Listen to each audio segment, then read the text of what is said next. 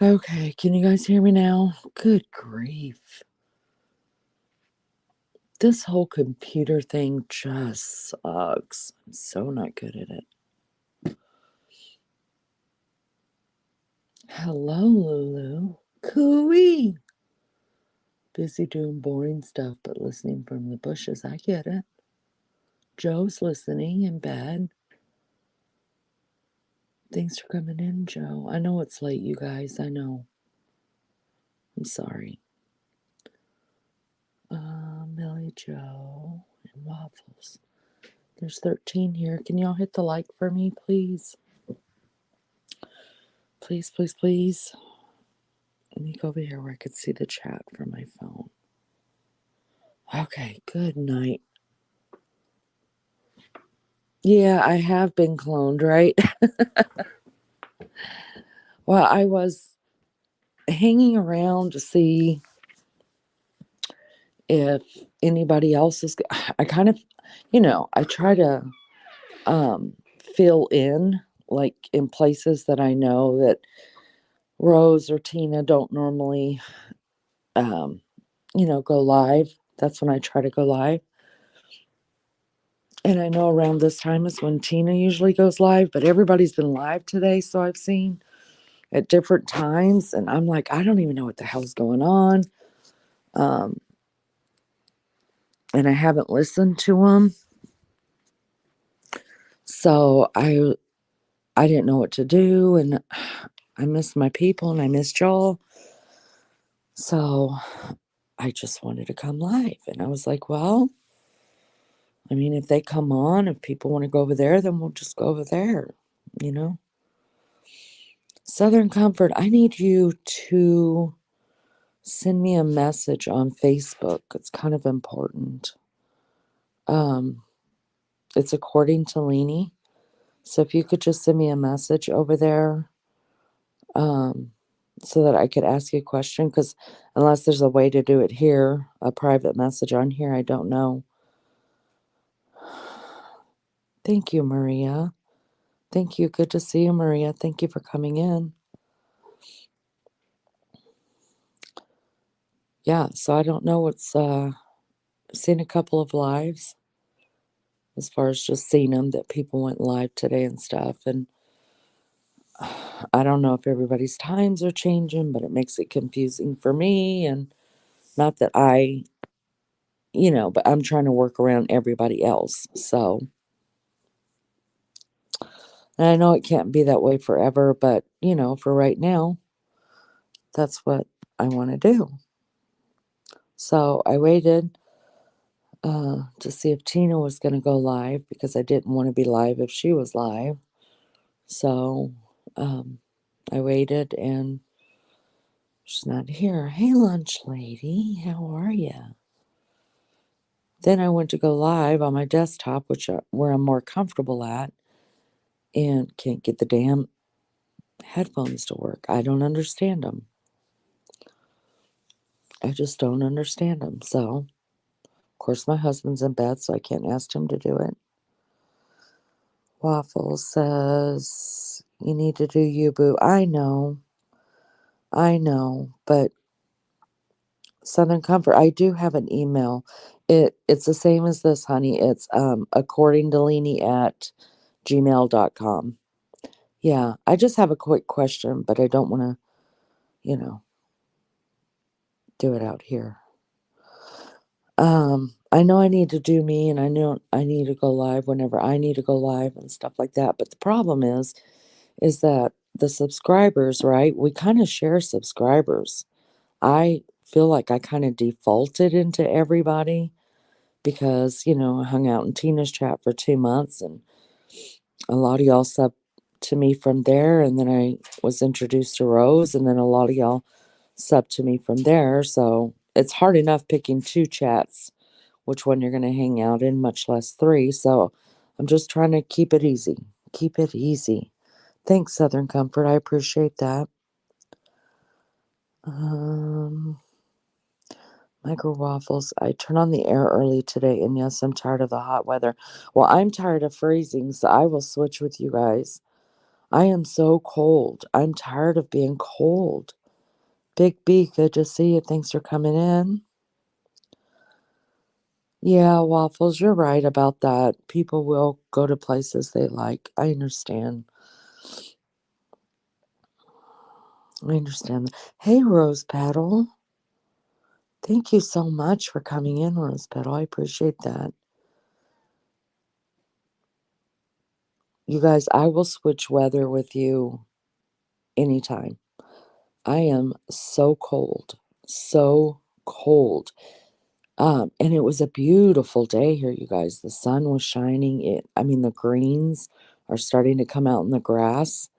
Um, the daffodils are, I haven't seen any buds yet, but the greenery, the leaves are coming up. The tulips are coming up, but I haven't seen the buds on those yet. But the wind is so cold. I can't do it. Maria G is menopausal hot. Yeah, that's tough. That's really tough. Leanie, we have had our third day of 37 degrees. You guys are in that Indian summer. Having that Indian summer, I'm sorry. That's terrible. Lulu says, I'm here from PCTs. I struggle with listening to aggression and anger. I'm a DV worker. I hear horror all day, every day. Oh, God. Oh, bless you, Lulu. I don't think I could do it. I need to chill and giggle on my downtime. You and PCT are calming and friendly. Well, I'm glad you found a place, Lulu, where you can decompress, because that's a really, really heavy job. I commend you for that. Good afternoon from India, Big B. Big B, I just don't think you're from India, but that's just me. I'll figure it out. I will. I'm a smart cookie. You'll say something and it will get me, and I'll know exactly who you are.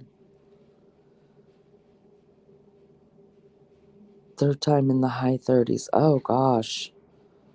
Hey, why is there a second Leanie on panel? I'm cloned, hippie. Hippie grandma. I'm cloned. I heard I was that popular. I was that popular that there's two of me now. No, I'm kidding. It's a whole thing, hippie grandma. It's because um, I couldn't get my headphones to work for my desktop, so I just signed in on my phone, so it's still sitting there. I guess I could take down one of them. I'm not sitting up there. Well, if I'm on the phone, I have to take down the other one. So let's see what happens if I do this. Is that better? Can you still hear me? Oh, you can still hear me, so I'll just leave that one up there. Yeah, that's fine. That's fine.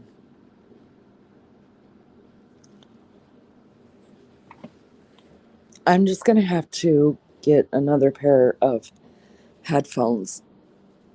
Now, the men folk in my family claim that the headphones that they have given me are a really nice set of headphones. Right? They're nice. But I can't get the damn things to work. So I just want a pair of headphones that I can just plug and go. I don't need all these little buttons that are on them that I don't know how to use.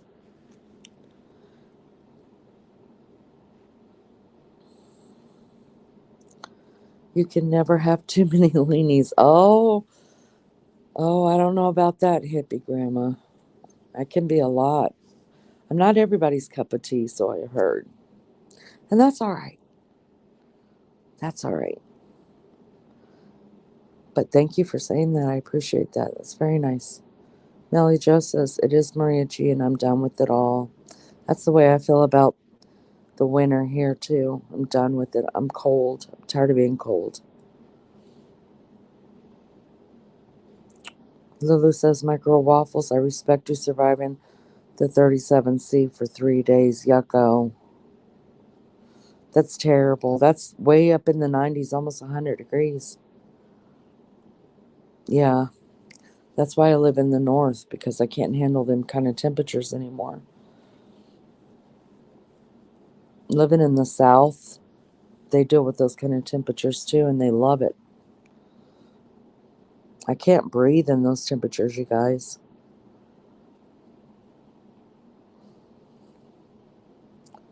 Just can't do it.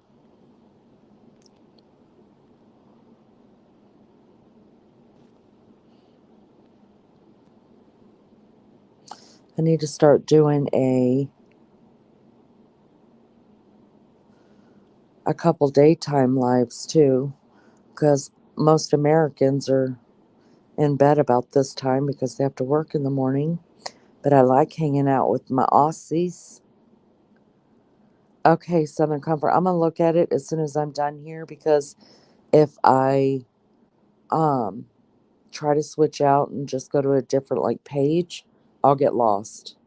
It's a yeah, and then it takes me forever to find you guys again. So once I get on like where I'm supposed to be, like I don't like just try to find another page. You know what I mean? But I'll look at it and then I'll send you a message. Thank you for doing that. I appreciate it so much. Uh, both are suffering. That's terrible. Hopefully it'll cool off really soon. Your Indian summer will go away.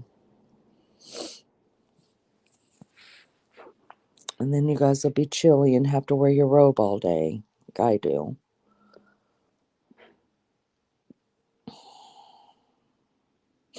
What'd you guys get into today? All you Americans that are laying down and listening, maybe falling asleep by now, what'd y'all get into today? It's already Monday morning, early Monday morning here, you guys. What are you Aussies and English people getting in, and the Indian, the Mr. B from Indian? What are you guys doing? Rebel, hey Rebel, I watched your painting session on replay when I woke up. It was beautiful. You did a good job. I shared it on Facebook too. That's the only place I have besides here. But I did share it on Facebook. Thank you for doing that for us, Rebel. It was beautiful. You're very, very talented, by the way.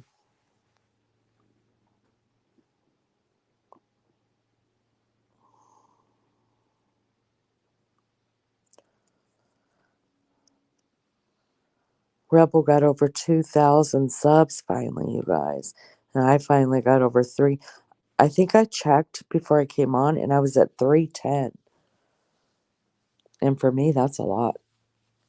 So now we're on to the next goal, which will be 320.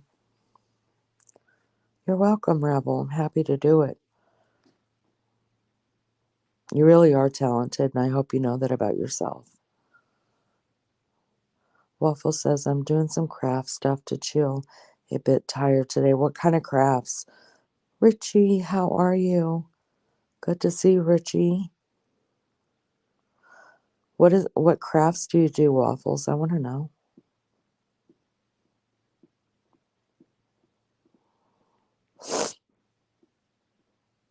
Yeah, see, Melly Joe, we all want to know. What are you doing? According to Leanie, we have 24 degrees tomorrow. Well, that's a little lower, right? Right? That's a little lower. A free hand paint. Wow, you guys, I always wanted to learn how to watercolor, but I think it would end up turning into a big old psychedelic um, tie dye by the time I'm done with it. Melly Joe, you do crafts too.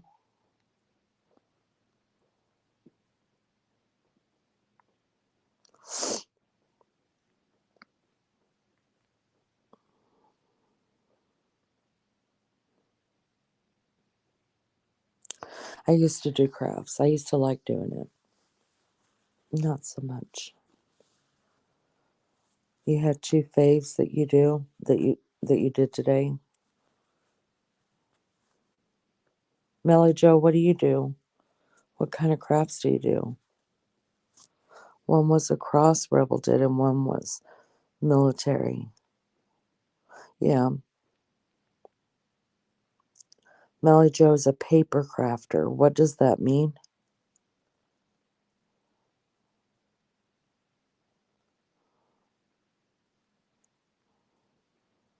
Like paper mache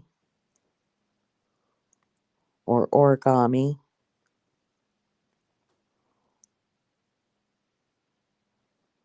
And then one you did for you and Angel.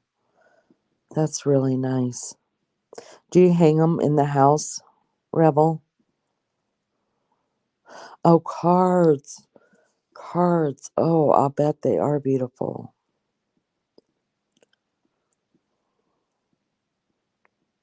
Do you sell them? Do you sell your greeting cards?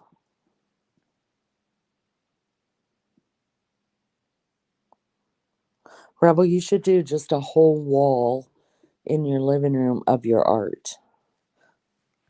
Like a wall gallery. Pink Peony. I'm a big Martha Stewart fan. I love everything. Love, love, love Martha Stewart. Hola, mi amiga Pink Peony. ¿Cómo está, amiga?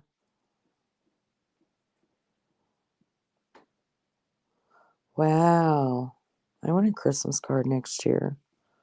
Oh, it is all over your walls? Okay, good. Good. Rebel has hardly no walls left, just saying. Melly used to sell them and now she just gives them to people. How nice. Well, if I'm still around by Christmas, I'll be expecting me a Christmas card. Christmas cards are a dying thing, you guys. Not many people do Christmas cards in the United States anymore. It's very sad. I have saved every Christmas card I've ever gotten, all through my life. I still have them, especially being military. So when my first marriage, I saved all those Christmas cards. And then every Christmas, when I'd start getting my Christmas stuff out, I could go back over and look at all the years of Christmas cards and remember people that I've met along the way, being in different duty stations. And then I like taking some of the old Christmas cards from years prior and putting them in frames around the house that I just like to look at. Put them in frames around the house for decoration during Christmas time. And then I will switch them out, like put those back away with the Christmas stuff, and then switch them out for springtime cards or different things that I find that I like, um, and put those in the frame, and then so on and so on. Buenas noches, mi bien, gracias. Well, I'm glad you're doing well.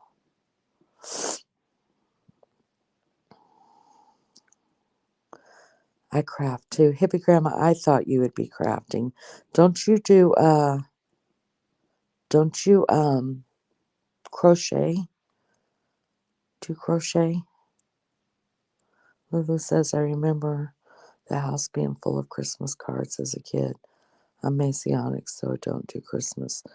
But there is also something special about a card. Years since I have gotten one, yeah. Oh, Lulu, I'll send you one. I love doing Christmas cards.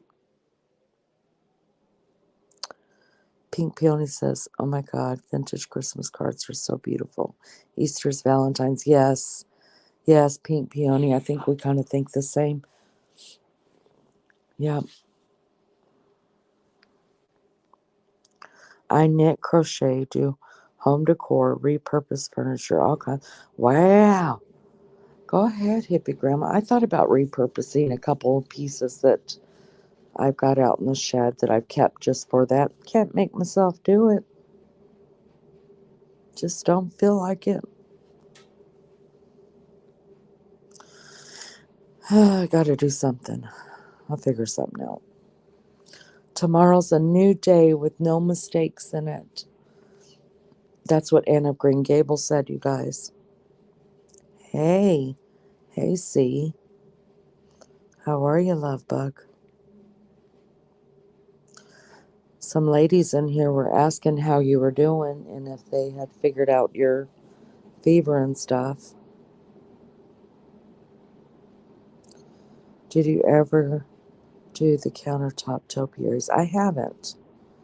I haven't. But I know they're a big deal now.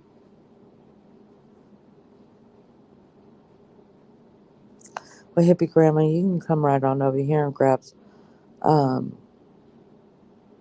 go ahead and grab the furniture pieces that I've got and take it with you. I'm Easter decorating tomorrow. Are you? You're actually late getting that done. Probably because you've been sick, but usually you decorate for Easter a lot sooner than this. See, Anders, Sonny, um, maybe next year I could get her to do it for Christmas. You guys, her house turns into the most beautiful winter Christmas wonderland that you have ever seen in your life. Ever. And I'm not just saying that because she's my kid. Like, it is magical going into her home at Christmas time. It really is. Her decorating skills, she missed her calling. She really should have been a decorator.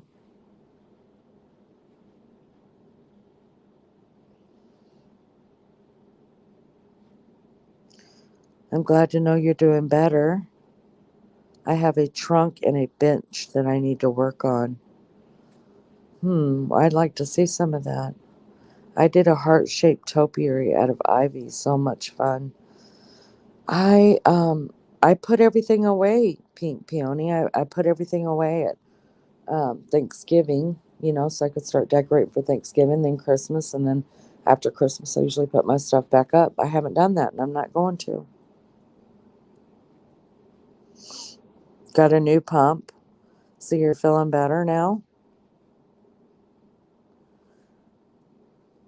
Was the old pump broken? Is that what was going on? You weren't getting enough insulin? Tell us all about it. We want to know. Pink Peony, I really would like to see your topiaries though. Do you go on YouTube and look at DIYs? I do like doing that, even though I won't make anything, but I do like it. I'm glad you're a lot better, baby.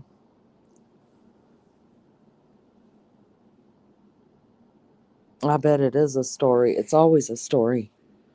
It's always a story.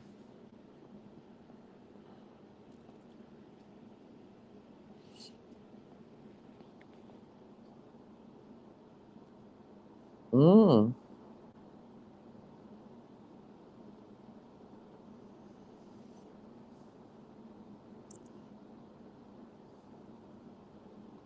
Well, I guess it works. Sometimes you just got to go off on people, right?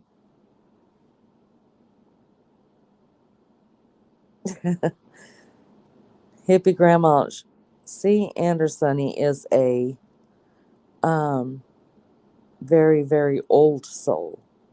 Very old soul. And she, out of all five of my kids, is the only one that calls me Ma. And, well, her and her husband call me Ma. And, and I love it. They're the only ones that call me that. And then I've got two that call me Mom. And, well, one calls me Mom all the time. One of them calls me Mom, Mother, or my real name, just depending um, if she wants to be funny. So, and then my other one calls me Mama. So I think every kid calls me something different. But C. Anderson is my oldest, and she's always called me Mom. Ma. Yep, she's a big Mom Pa Kettle fan. Raider says, I love the holiday seasons, but it does go by so fast, Raider. And a lot of people do complain that the stores put out Christmas and stuff too early. Um, but especially since the pandemic, I've just started. I mean, a lot of times we'll just start decorating in October. I always decorate in November, no matter what, for Christmas. But these past couple years, I've decorated in October because it's the only time of the year that really brings a lot of joy. Hippie grandma's son calls her Ma a lot. Yeah. Topiary was when I was in my 20s a couple of decades ago. Now I collect all things tea party, cooking and baking. Wow, Pink Peony. Uh,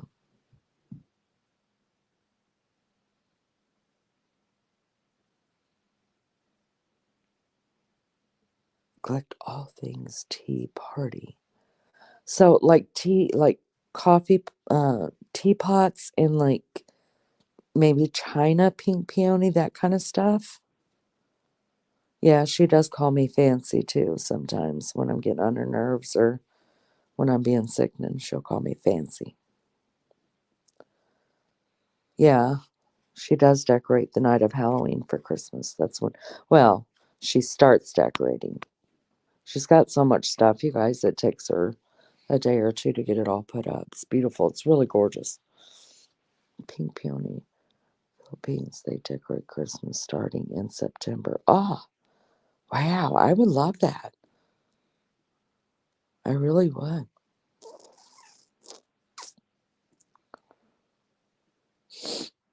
In fact, I'm not going to lie. Um, there are 2 Christmas trees still up in my house right now.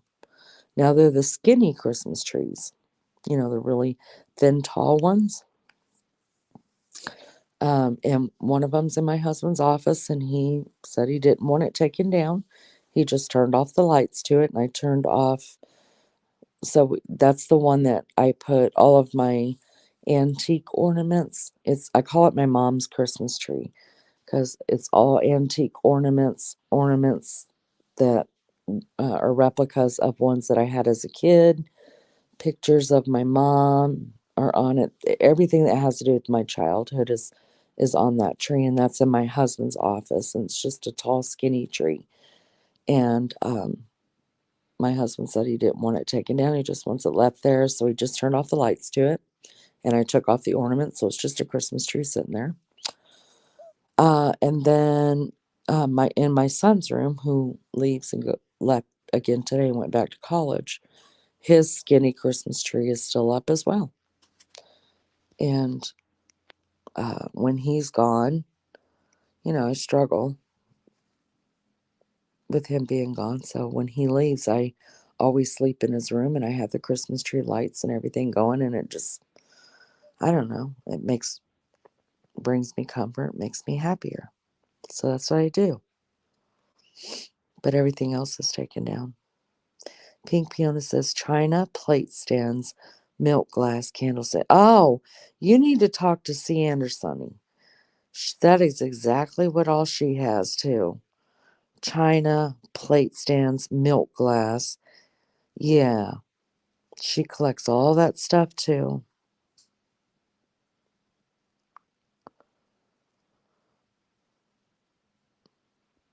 I do love antiques too. I've got quite a few pieces. Raider says, you brought up the Christmas season. Do you have the Charlie Brown Christmas tree? I have one. It even comes with Linus's blanket. Oh, I've never had one. And Snoopy is my favorite character. I love that. I've never seen one that had Linus's blanket with it. That is true. If you guys need anything, get in touch with C. Andersoni. She will find it on Marketplace, and she will talk them down by half of the price. I mean, all of her house has been decorated pretty much. She furnished and decorated her whole home uh in things she has found on Marketplace. It's really cool. I love Snoopy too. Do you guys put trees up in every bedroom? Do you decorate your bathrooms?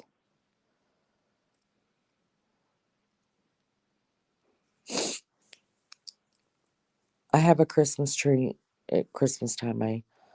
Um I put Christmas trees in every room, and that's a pain in the butt because having to put Christmas trees together just sucks so bad. Um, the one in my living room, in the main room, though, we always get a real Christmas tree, so I don't have to put one up here. But I put together probably, let's see, one, two, three, wait, one, two, three, four Christmas trees I have to put together every year to put in the bedrooms, and my husband's office.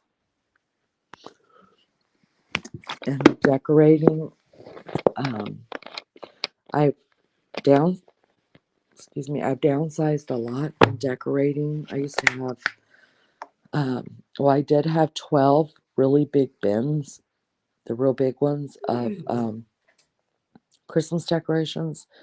And then I called all my kids over and told them a couple years ago, just go through it and get out what you want because I've got to downsize this. I'm getting older. And then I think I did it again. So now I'm down to like 6 bins of Christmas.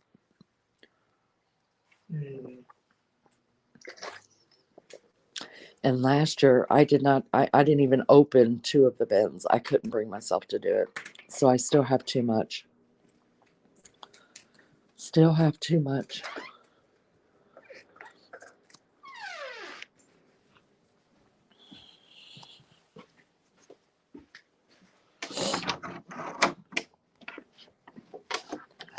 Now I can just go out in the garage and smoke and not have to have somebody sit on panel.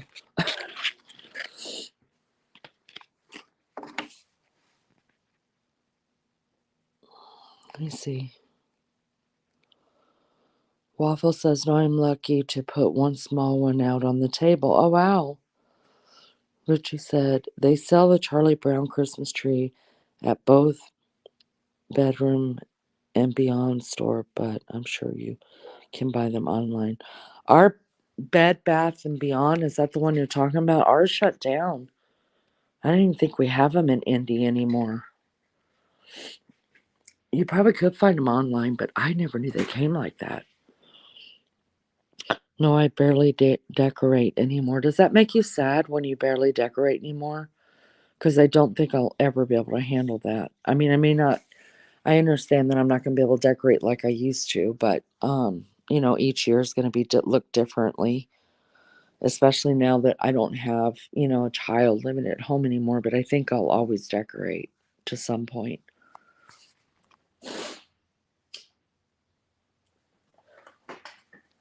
My husband still puts Christmas lights all on our house. He still gets there up on the roof, um, and does all of our Christmas lights and stuff like that. So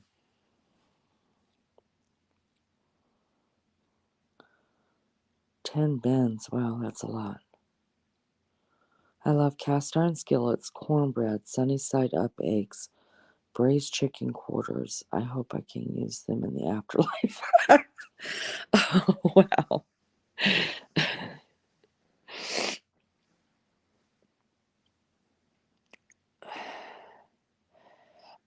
My girl Waffles, as shameful as this is, you guys, so shameful.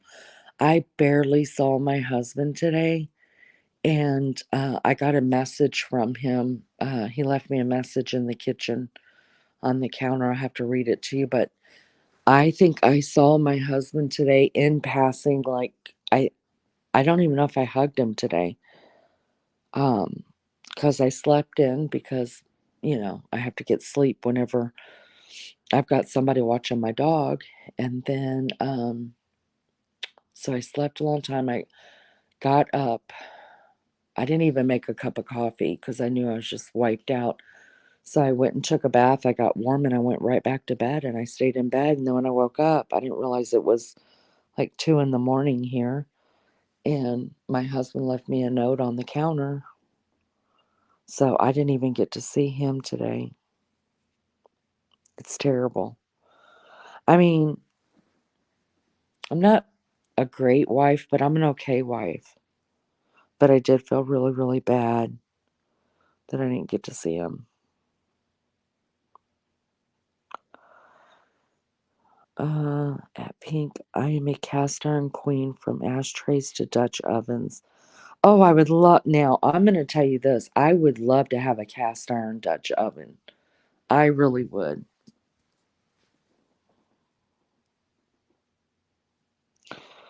I did give some away from college girls for Christmas to start them out. Oh, that's nice. That's nice. That's a good idea is to find, girls who are just starting out and giving like Christmas stuff or household good stuff away. I mean, that's how all of us got started, right? People gave us stuff. No, each year my guest gets less and less. Oh, wow. For me, that's the way it is for um as far as gifts go. It's just first of all, it's too expensive and the family keeps getting bigger and stuff like that. Hippie grandma, cast iron fried chicken is the absolute best. I agree with you on that. Cast iron is great. They even have more cast iron grill grates for grills now. Yeah. Thanks, Waffles. Thanks for checking on it. I tried to get my dog to eat some rice tonight. She didn't. So, there's that.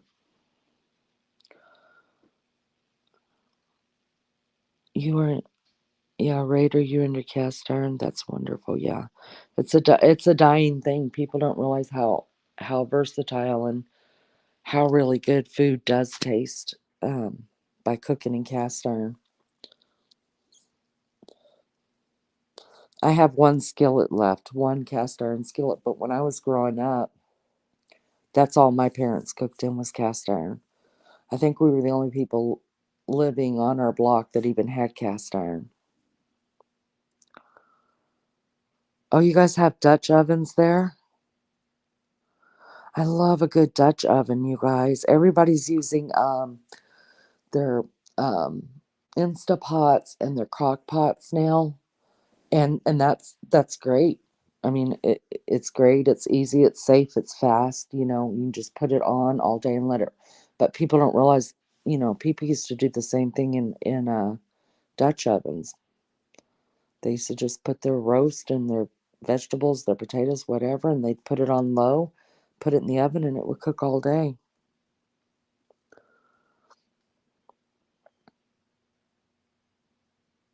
Oh, Melly Joe, you don't have one?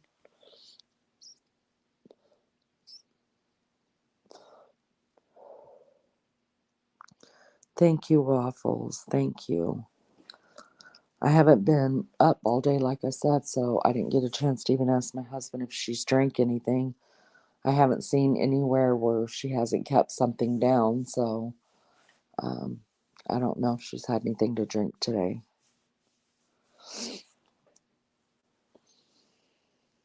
She's quit eating her kibble altogether, but so I try to give her some rice, which she usually loves. And if she's got a stomach ache, if a dog's got a stomach ache, the best thing to do is to give them a little bit of white rice, and it'll help. Just like humans, it helps them. But she didn't. She wouldn't eat it. Our Dutch ovens and us are something to. Oh, Dutch. Oh, Dutch oven. Dutch oven. Oh, number 15, Maria says available. Y'all take it. We give those away free here. We do. We give that away free. No other channel is going to give you something every time you come in here for free. I do. Just go over there and take that like button with you. Take it. Take it. It's yours.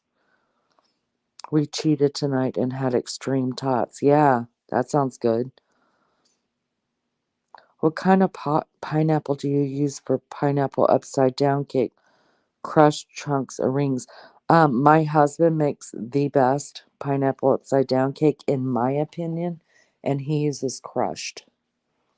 I don't bake. Never made one, but he makes the best.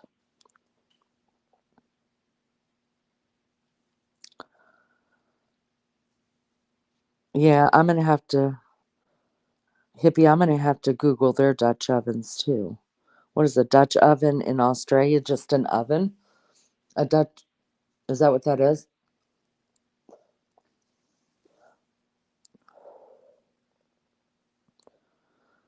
Micro waffles had three. I had three older sisters. My childhood was full of Dutch ovens. Oh, are are you talking about uteruses?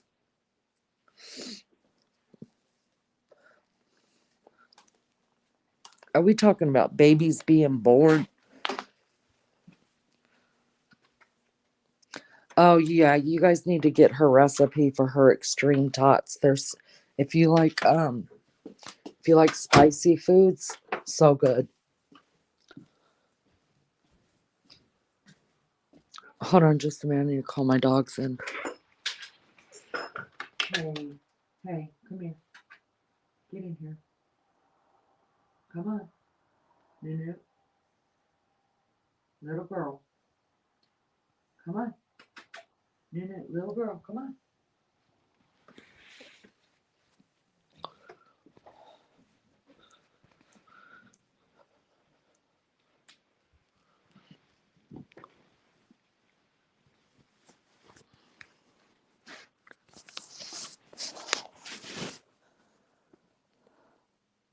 I'm sort of close. No. Lulu, is it an oven that would hold it? That's what I thought, hippie grandma. My girl Waffle says Dutch ovens are when you drop a fart in the bed and pull the sheets over your husband's head. Are you kidding me? Okay, little girl, get down. Get down. Get down. Hi, Mark. Good to see you. I haven't seen you in a while, Mark.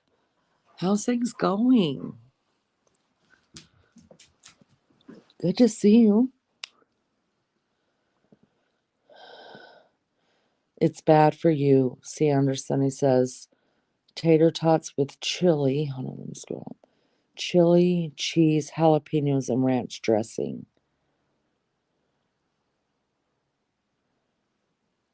I use crushed pineapple too. I add about 1/4 cup of the cake batter too.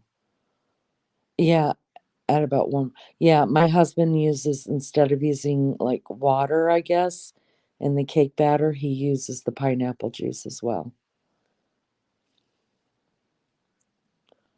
Okay, I did not know that that's what a Dutch oven was in Australia. That is so funny.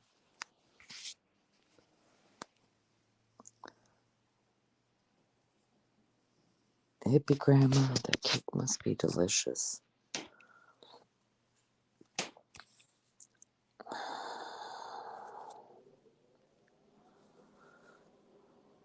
Micro waffles. Or your little sisters. My sister used to fart in the saucepan and put a lid on it and say, hey, smell that. Oh my goodness, are you kidding me? Who thinks of doing that?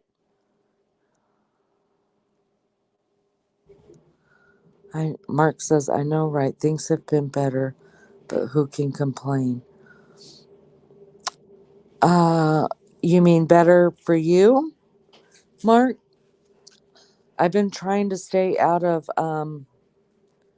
places that are going to bring me down, Mark, you know?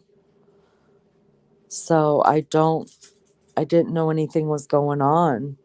Are you okay? Is everything okay?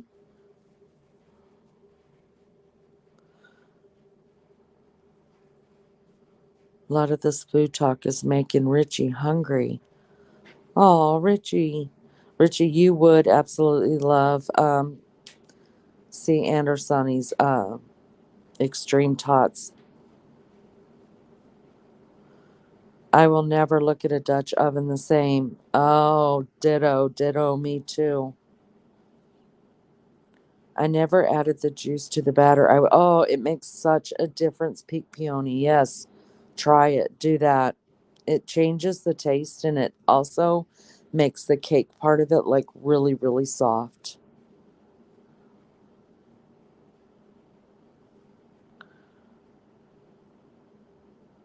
Richie, are you hungry? Are you reading some of the chat? I'm a sucker for tater tots too, paired with sloppy joes. Yeah, sloppy joes. You got a new Easter throw?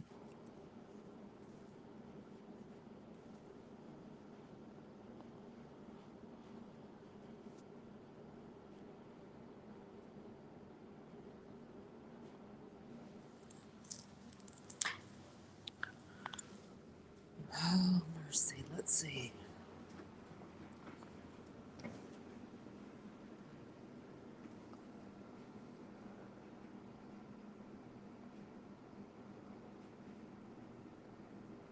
I'm going back and forth between the computer just to make sure I haven't missed any of the chat and uh, back to my phone. Hold on just a minute, you guys. For some reason, my dogs aren't wanting to come in, so that means they have probably caught an animal. So hold on.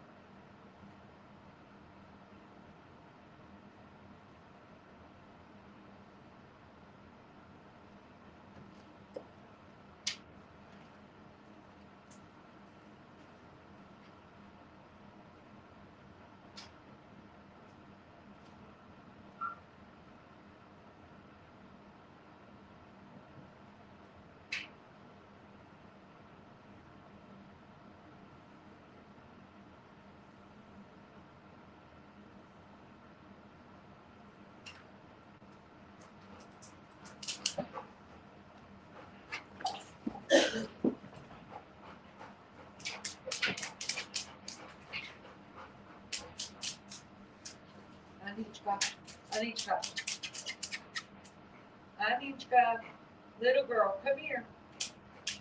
Come here.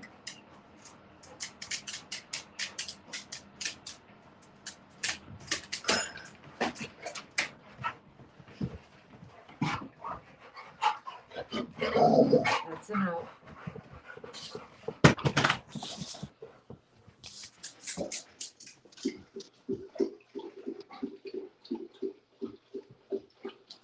Okay. Well, there's a hole outside the fence somewhere because Newt got out to the front of the house. Let's see. We call sloppy joes a loose jumper. I wonder how you guys make those. How do you make sloppy joes over there? I can't imagine eating sloppy joes. Oh, they're so good. How's the lump? Um, she's not doing good.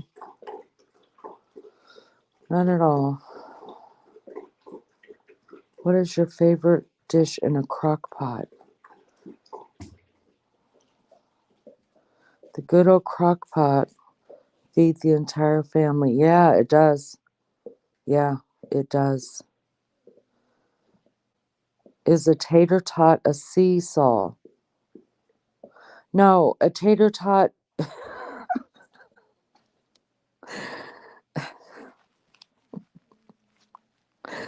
A tater tot is it's like a fried, it's made of potatoes, minced up potatoes, and they're in little like round shapes, like bite-sized shapes, and they're usually fried.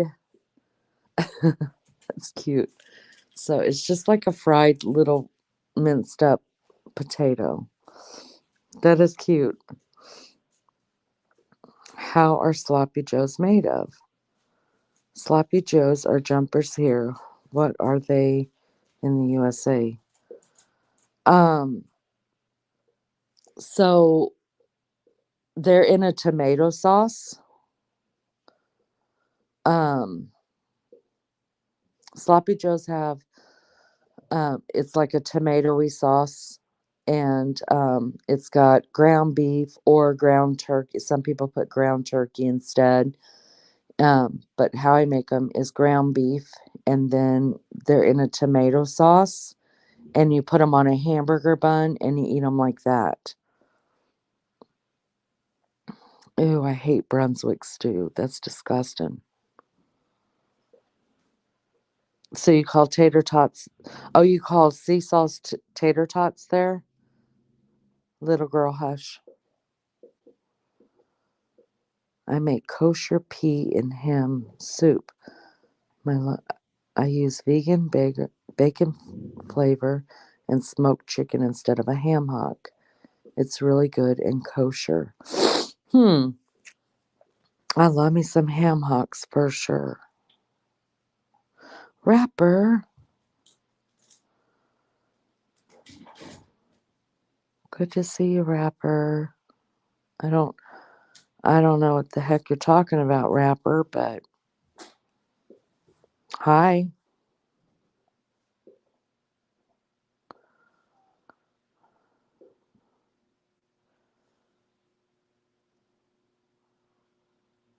Tater tots are like hash browns in a small There you go. See, Rebel said it good. Like hash browns in a small cylinder shape. Yes.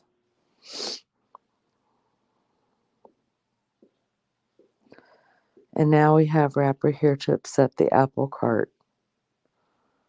Pull it in, Rapper.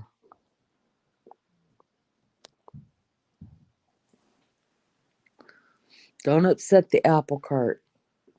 Number 16 is available. You're welcome to take it. It's all yours for free. For free.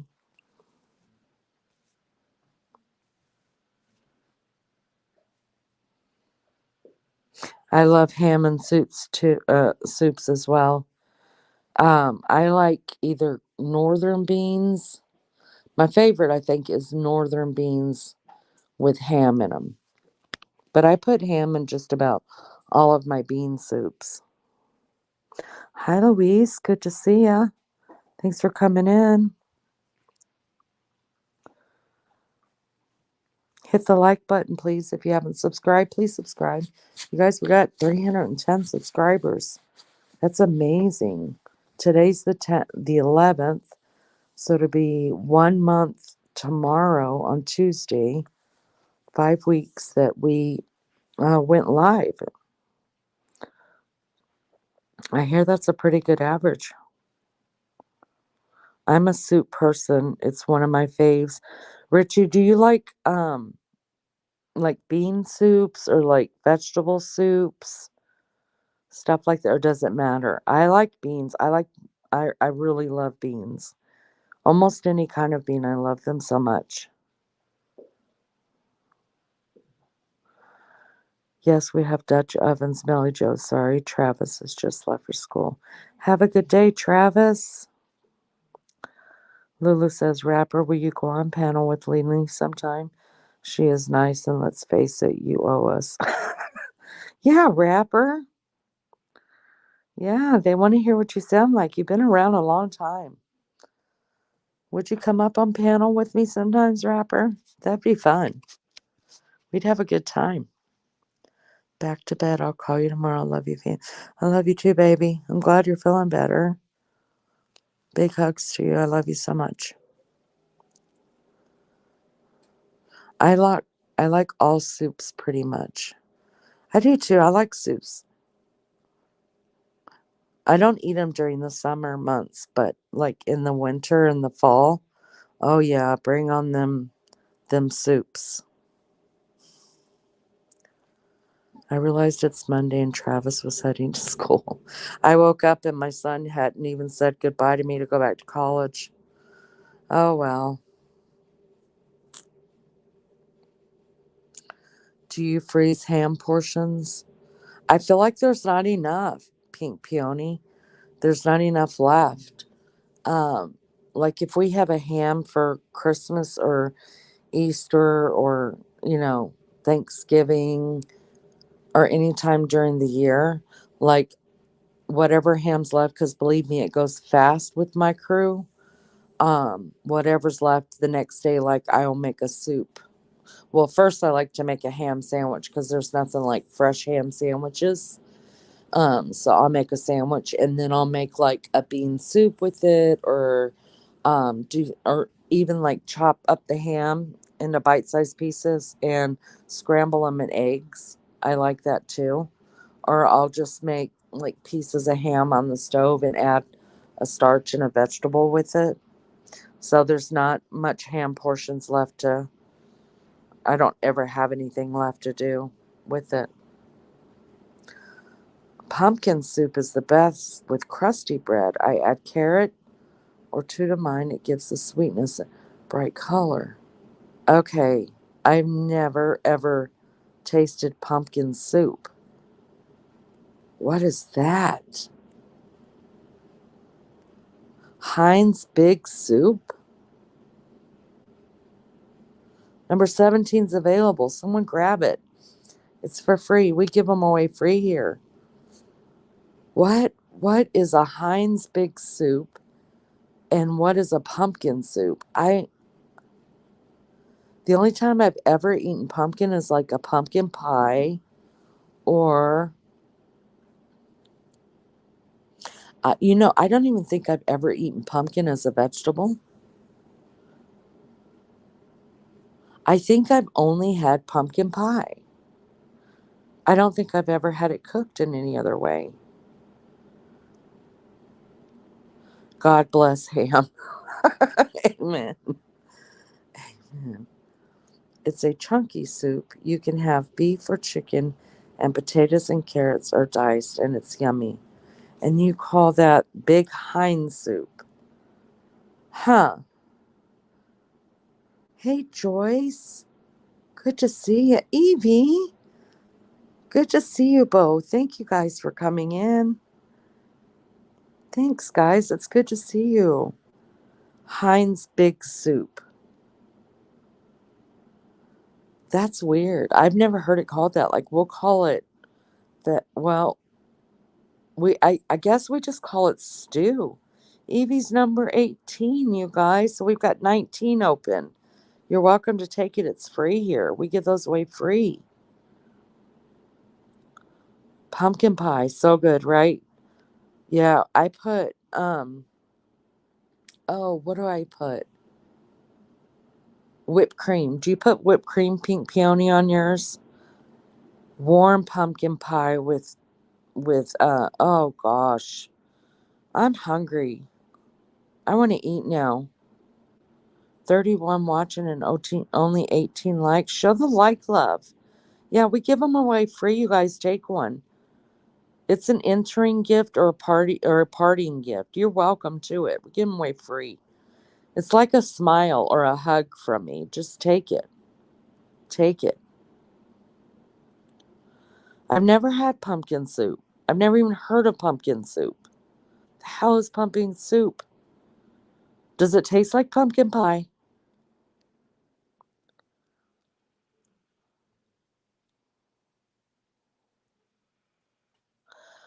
My best friend is a Gordy, and she sent me the recipe for Yorkshire pudding. Okay, see, Joyce, I don't think we Americans eat pumpkin other than pumpkin pie. I think some people do eat pumpkin as a vegetable, but I have never. The only time I've ever tasted pumpkin is in pie. I mean, I'm down to try it. Evie, can you believe it? There's 311 subs on 311. Wow. No, I didn't. When I signed on, it was 310. So somebody subbed me up. Thank you. Thank you. I just can't believe it. I can't believe there's people willing to come and hang out with me and sub with me. I appreciate that so much. I'm thankful. I'm so thankful. Yeah, all of our likes here are free and special. You guys take it. It's like getting a big, big hug from us and a smile. You don't have pumpkin pie? Oh, dear Lord. Y'all don't know what you're missing. Gotta have pumpkin pie. That's so sad. Whipped cream or vanilla ice cream. I like vanilla ice cream on apple pie. Never had it on pumpkin pie, but I'm willing to try. What is Yorkshire pudding? Your guys' puddings are not actual puddings, right? Like for us, pudding would be dessert. I've never eaten pumpkin any other way than pie either. Yeah, you need to give Leanie the recipe for sure. Number 22 is available. Do that. Bootsy, good morning. Y'all coming in? Please hit the thumbs up. We're giving those away free. It's like a hug and a smile from all of us here. Just take it. Everybody needs one. We only use pumpkins for Halloween. Oh, you too? Okay. Well, we use them at like Thanksgiving and Christmas time, but we use the fruit itself, the pumpkin itself. We use it for Halloween and then we throw it away. And then if we're going to make pumpkin pie, as far as I know, people just use cans. I've never made a pumpkin pie. I love pumpkin pie and pumpkin bars, but I will pass on the soup. I've never had pumpkin bars. What am I missing? What am I missing? Now I want fall to come back so we could do all this over again. Yes, yummy. I cook them every day for a week and dip them in gravy and put them on 4 kilograms and put on 4 kilos. So pumpkin makes you gain weight or the gravy makes you gain weight? Dipped in gravy? What kind of gravy? Yorkshire pudding is like a bread. See? Okay. Pudding to us is not a bread. It's pudding. It's like a thick, I don't know, how would you guys say it? A thick uh I don't know how to say it. How would you It's the consistency of like sour cream, but it doesn't taste like sour cream. It's sweet. But that's what a pudding is to us. Pumpkin pie ice cream is never had it. Never had it. I love making pies from scratch, but I'm a sucker for Sara Lee frozen apple pie, baked low and slow. Oof. I think I'm gaining weight sitting here thinking about all this. See, all this food to me, and probably a lot of Americans that we're talking about, is very fall, like autumn time food that we're talking about. At least for us up here in the north, this is the kind of stuff we're eating in the north during fall and winter. Micro waffle made out of like a batter mix. They're crispy on the outside and soft on the inside. Wow, so that's what pudding is there. We eat a lot of pumpkin as part of our vegetable for dinner. What do you just put butter on them or do you put like brown sugar? I think if I was going to eat pumpkin, I would put butter and brown sugar on it. Yorkshire pudding is nice to go with the roast for dinner and a meat gravy. Okay, now that I know it's like a bread, then that makes sense to me. As pumpkin pie sweet or savory? It's Hey Amanda. Thanks for coming in. It's good to see you. Pumpkin pie is, it's sweet, but not really, really sweet. And it is, kind of spicy, not hot spicy. Um, that's the only way I know how to explain it. Like you can taste the spice in it, and it's yeah, it's kind of sweet, but not like a cake sweet, not like that. Gravy. Oh, I love gravy too. I love apple pies with sour cream. Yes. Wait, with ice cream. Sorry, I've got sour cream on the brain. If you know what a toad in the hole is, then that is like a Yorkshire pudding with sausages inside. Okay, I think what you're saying, Maria, a toad in the hole to us would be like a pig's in the blanket. That's what that sounds like. They're an English delicacy. Uh huh. It is heavenly for sure. Just like crumpets. Number 23 is available, guys. Somebody go snatch it up. It's free. Joyce, you make all your pies from scratch. Do you enjoy it? Do you like doing it? Amanda, that's so sweet. Amanda, did you just Facebook friend me? I think that was you. If you did, thank you so much. Yo, Richie, like Bob said from the LA La Bamba. From La Bamba, yeah. Yo, Richie! Growing up, I used to love KFC gravy. Yeah, KFC gravy is pretty. I mean, for fast food gravies, they had it down pat. No, pigs in a blanket are different. Do you call them bangers or sausage? You put the sausages in the batter and mix it in the oven and then put in. Okay, so we call sausage or hot dogs. Um, but pigs in the blanket could be several different things here. So some pigs in the blanket could be like a link sausage rolled up inside of a pancake, and we pour maple syrup over them, and that's a breakfast pig in the blanket. Or you could have pigs in the blanket where you take like biscuit dough and you wrap it around a hot dog and stick it in the oven, and it's done whenever the dough um, cooks around the hot dog like a biscuit. So that's when that's done. So that's also called pigs in the blanket. Kids love those things, by the way. I like a bit of crumpet. Crumpet is a sweet biscuit, correct?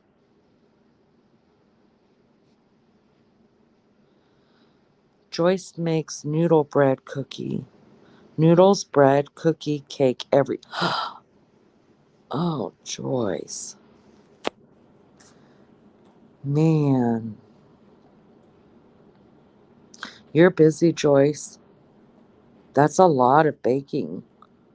I think to bake like that and to cook like that, you really, really have to enjoy it because there's no way. There's no way I'm making that. I mean, I love it. I would love to walk in your house when you're cooking and be your taste tester. I would also do dishes. I don't mind doing dishes. I actually like doing dishes. I'll do the dishes and you can do the cooking. No, hot dogs are different to sausage. Yeah, they are here too, but we use them in different ways. Like they could both be part of a pigs in a blanket, just depend on what you're wrapping around it. Dip their chips in the gravy. So that is the chips would be the potatoes or like French fries kind of things. Crumpets you put in a toaster. It's like a sponge texture. What the hell? I'm all messed up. I thought crumpets is like a. They say tea and crumpets. So I thought it was like almost like a cupcake pastry. Oh my gosh, I'm so messed up. No, I didn't. I wanted to, but don't know how to look up people. Oh, okay. I could. It was an Amanda, so I just automatically that was you. All you do, Amanda, is you go up in your Facebook, and at the very top corner, it'll have like a magnifying glass. Hit that magnifying glass and type in according to Leanie, and I'll come up. And bada bing, bada bang, there I am. If you want to, my grandma taught me it. Wow, love that. I love that the recipes are passed down.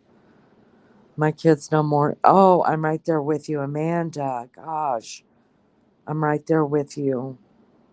So much I don't understand. I love crescent rolls too. I really do. They're so flaky. The flakier, the better. Pigs in the blanket. We wrap bacon around the sausage and cook it. Wow, that's interesting. So you just bake it? Because I know there's a finger food here. I don't know what you guys call them. We call them either finger foods or hors d'oeuvres.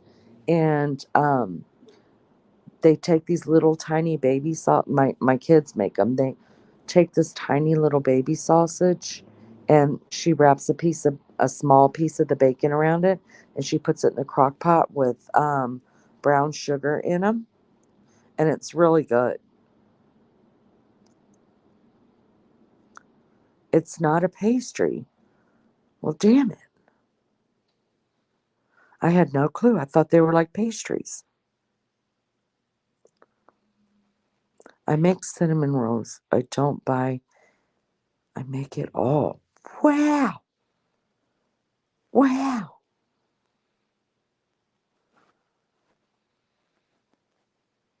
Oh, Joyce, I couldn't live next to you. I'd be over every day asking if you needed your dishes done so that I could eat your baking. Oh, man, that sounds so good. I love them with Vegemite, but you probably have jam. 26 is available. We make pigs in the blanket, wiener, and bread dough for the kids at school. Pepperoni rolls are our biggest hit. Do you all eat those? It's a major West Virginia thing. Pepperoni rolls. No, I don't know what that is. What is Marmite? Marmalade? Is it the same thing as marmalade? The orange, that's what marmalade is. Cinnamon rolls are heavenly for sure. Oh gosh. Yeah, I don't know what pepperoni rolls. And crumpets are spongy.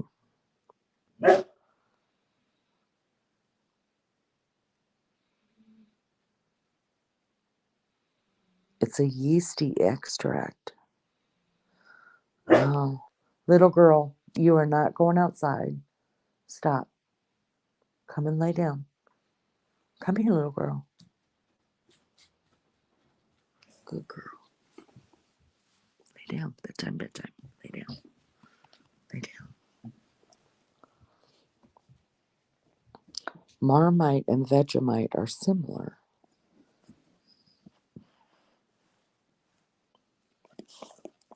I might have to look up this whole Vegemite thing. 27 like is going. Let's go, people. How many people are even in here? I don't know. I can't see on my phone, and I'm scared to leave the chat because I'll get lost.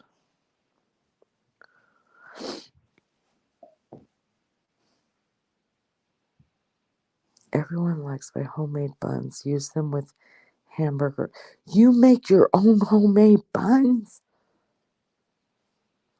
Wow, I've never heard of anybody doing that.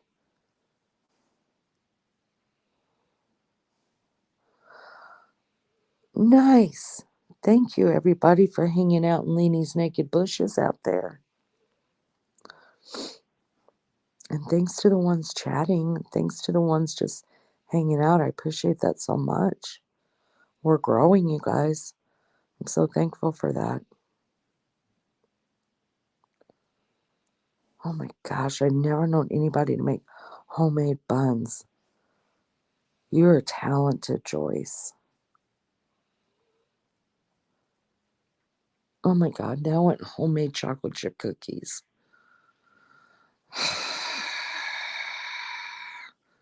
Number 28 is up for goals. People, y'all go ahead and take it. We are the night owls, Richie. But you're what, 4 hours difference to me or 3? I'm at 4:20 right now, Richie. What time are you? Pepperoni rolls are fresh made dough filled with pepperoni and mozzarella cheese. They started with a woman making them for her husband to take to the coal mines. They are delish. I can send you some. Wow! So they're little pizzas without the pizza stuff? Pizza sauce? Is that it? Oh, I do love any kind of preserves. In fact, I don't even buy jam or jelly. I only buy preserves. 3 hours behind. Okay, Richie, I gotcha. I gotcha. So what time do you normally go to bed, Richie? You guys, I want to make me some coffee because I'm freezing. Richie, do you want to come up on panel? I could see if I could get my does anybody want to come up on panel? Um I could see if I could get my headphones to work, but I have got to make me some coffee because I cannot get warm. And I have the heater on, but I still haven't been able to find my I haven't been able to find my heating pad or my heating sock thing that I usually keep the sock thing around my neck to stay warm that I heat up in the microwave. And since the boys came home last weekend to start off their spring break, I don't know what I did with it. I can't find it. So I'm freezing my ass off all night, all day, all the time. So I'm just making some coffee there. Buy meats, grow all my vegetables. Canada Agua fruits. You can your own fruits? Oh man. Well, if the grid goes down and we lose all electricity and we have to live off the land, Joyce, I'm coming to your house because you sound like you have it going on. That is crazy. That is good stuff.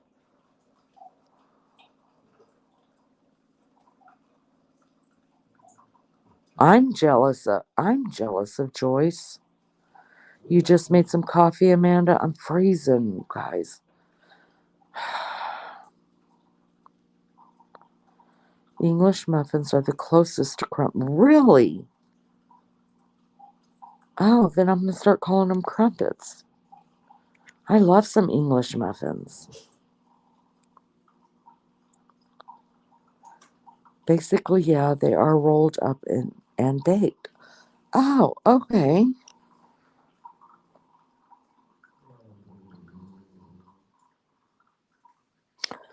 Jams and jellies. Do you give that away like at Christmas time? My daughter, uh, little girl, you're not going outside. Come here. Come and lay down, little girl.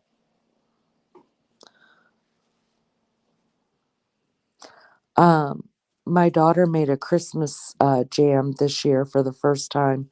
My sister showed her how to make it, and it was really, really good. She gave them away as Christmas gifts this year. A crumpet and an English muffin are both round brown reds cooked on a griddle that are about 3 inches in diameter. The crumpet is thinner than an English muffin and it has delicate round holes on the top. Ah, you should see me at Christmas time. I make everything like 40. Oh my goodness. Are you not exhausted, Joyce, after Christmas? I don't do nothing like that. I just make regular Christmas dinner and I'm exhausted. Yeah, do you make your own candles? The number 29 like is going. Oh shoot. I didn't see that. Candies. Oh, candies. You make candy? Can I get some turtles? Turtle candies? I love those. You guys now, be proud of me because you guys know I don't bake and do that stuff. But I do make fudge at Christmas only because it's so freaking easy. And I make the Rachel Ray fudge. If you want to make fudge and it's a good fudge and it's easy, go look up Rachel Ray's recipe. Now, my husband says it doesn't taste like authentic fudge to him. Then don't eat it. I'll eat it. That's the way I look at it. And then we have made not grass haystacks. Well, really, my husband makes them, and then I put them up. So we don't make them; he makes them. And then he's also made, what else was that? Oh, where you take the pretzel and then you put like a chocolate kiss on the top of it, or an Oreo, not an Oreo, what are they called? Rolos. And you put them into the oven and just bake them until that melts. Yeah, he makes those too. I love to cook and bake. No, no. I do watch, there's a YouTube channel called Mama's Cooking or something like that. And it's an older lady and she lives down south and she does a lot of her recipes and she does cooking and stuff like that. I do watch it. I wish I could be like that, but I don't have it in me, you guys. I don't.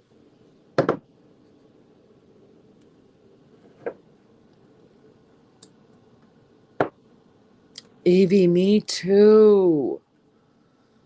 Me too. I hate cooking.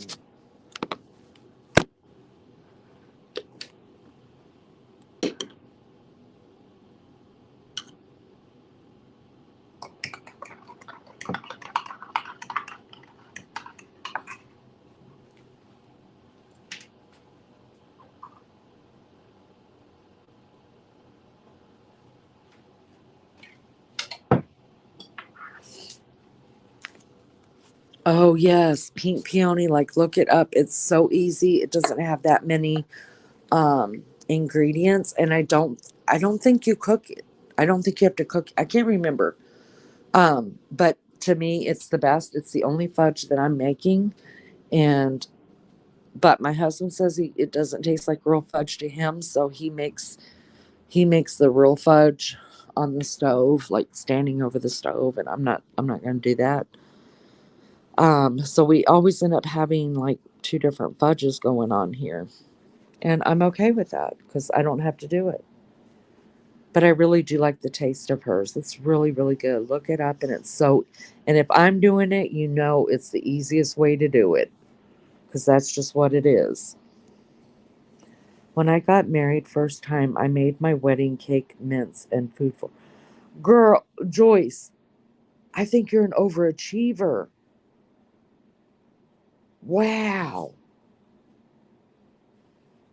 that is amazing.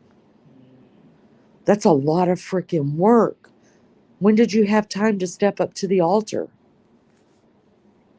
Yeah. Everyone hit the like and subscribe. I appreciate it so much. Thank you guys. Thank you. Never thought that I would be here this soon. I never thought I'd be here this ever. I didn't know what I thought.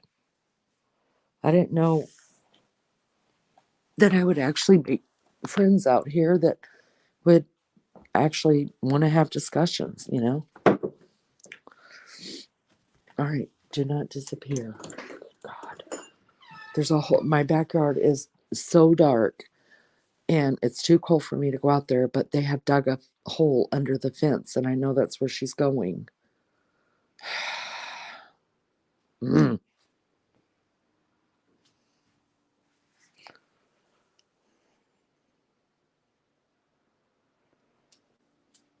All right, my phone's fixing to die, so I'm gonna smoke out here and then I'll have to sit still for a little bit and let it charge.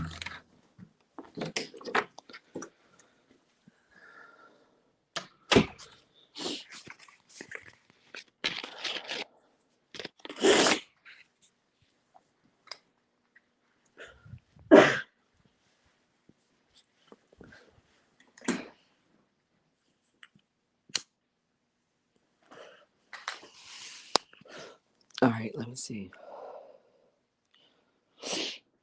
You did your own flowers too? Oh, good gracious. Team Rose is multi-talented. Artwork, sculptures, dancing, playing. I know. I know. She's an overachiever too. Good grief. Good grief. I really do. I really, really do want to learn how to watercolor paint. I think. But I don't want to take lessons. I just want to do it.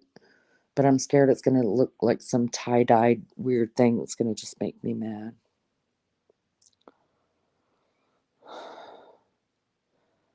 I told my BF I'm going to make everything for this wedding. He says no. Oh, Joyce. Gosh, girl, no. Enjoy it.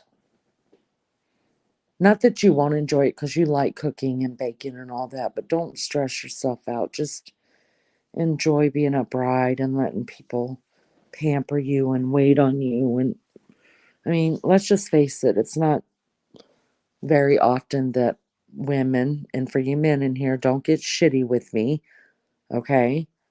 But it's not very often that women have a can have a day that they feel completely totally special and it be all about them. So, I really hope you let it be all about you and that it's peaceful and wonderful and you are totally pampered that day. I just would love that.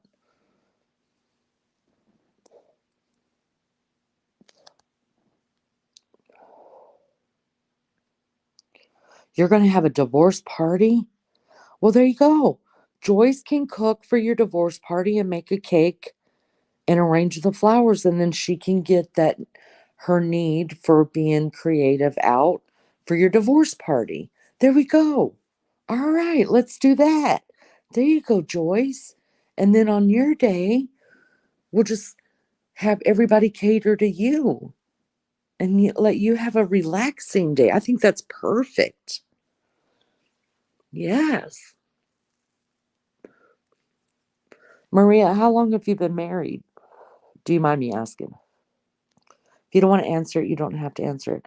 Wait a minute, I didn't see this up here. Chocolate chip cookie just got my attention. I tried a chocolate chip cookie where they used Toll House milk chocolate chips, and they are not as firm as sweet, semi-sweet morsels. I will begin trying them out. My husband did make this past year when he made chocolate chip cookies. He used the Toll House, and they are different. They're really, really creamy, and they were good. But I'm not going to complain about a homemade chocolate chip cookie at any point. Joyce, you must have every bundt cake pan. Oh, for real. For real. I bet. Oh, could you imagine if she cooks, cans, bakes, her kitchen must be incredible. According to Leni, do you have an adult paint by numbers painting? You can start there. Look at this website and you may. Oh, that is smart. Now, there you go. Maybe I could start off that way. Maybe I could. I'll check that out for sure. 12 years, Maria. He was controlling and controlled the household. Took me many attempts to finish it. Yeah. Well, I'm glad you got away from that, Maria. That's no way to live. I stayed in mine for the for 17. Well, I separated at 17 years and we got divorced at 18 years. Yeah. And he didn't want it. I had to walk. I didn't know. That's a whole story I won't get into. But yeah, I stayed in mine for 17 years. A divorce party does sound fantastic.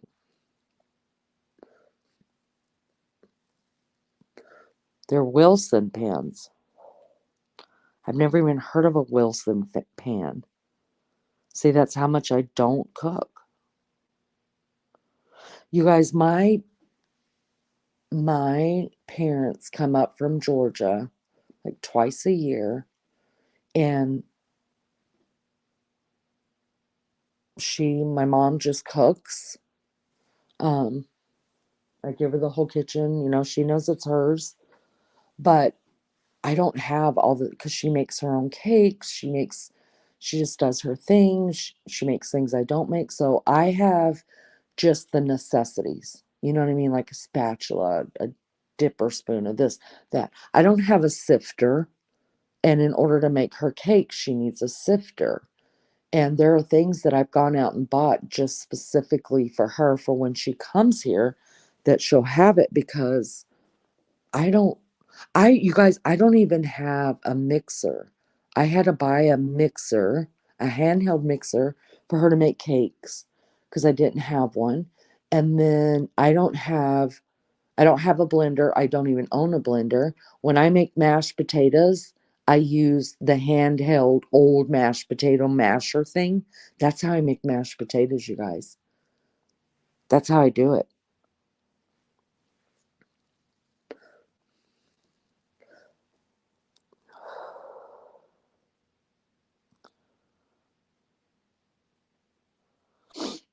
The wedding cake pans and the fountain bridge. Oh, Lord. Number 30 has come up. Maria says she's watching, you guys. Maria is on this. She's watching what's going on. You're welcome to take number 30. It's free. We give those away free here. They're like a big warm hug. Take it. I did nothing. He did my hair, bought my clothes, no makeup, shopping, ironing, Hoover polish, and look after our youngest two 24/7. I was just ignored, but I'm healed, so all good now. Wow, Maria.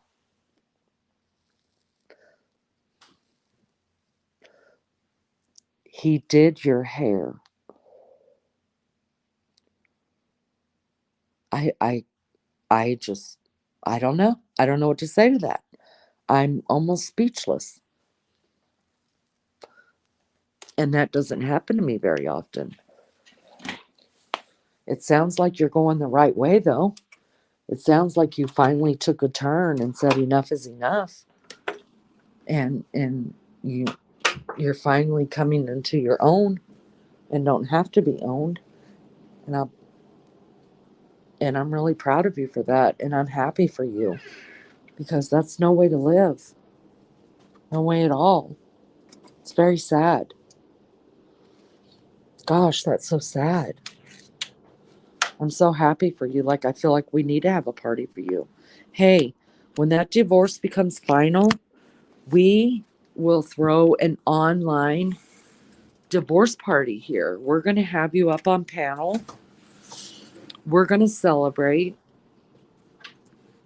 Since we all can't be together, we're going to have you up on panel and we're going to celebrate. We're going to all come together and we're going to celebrate your freedom.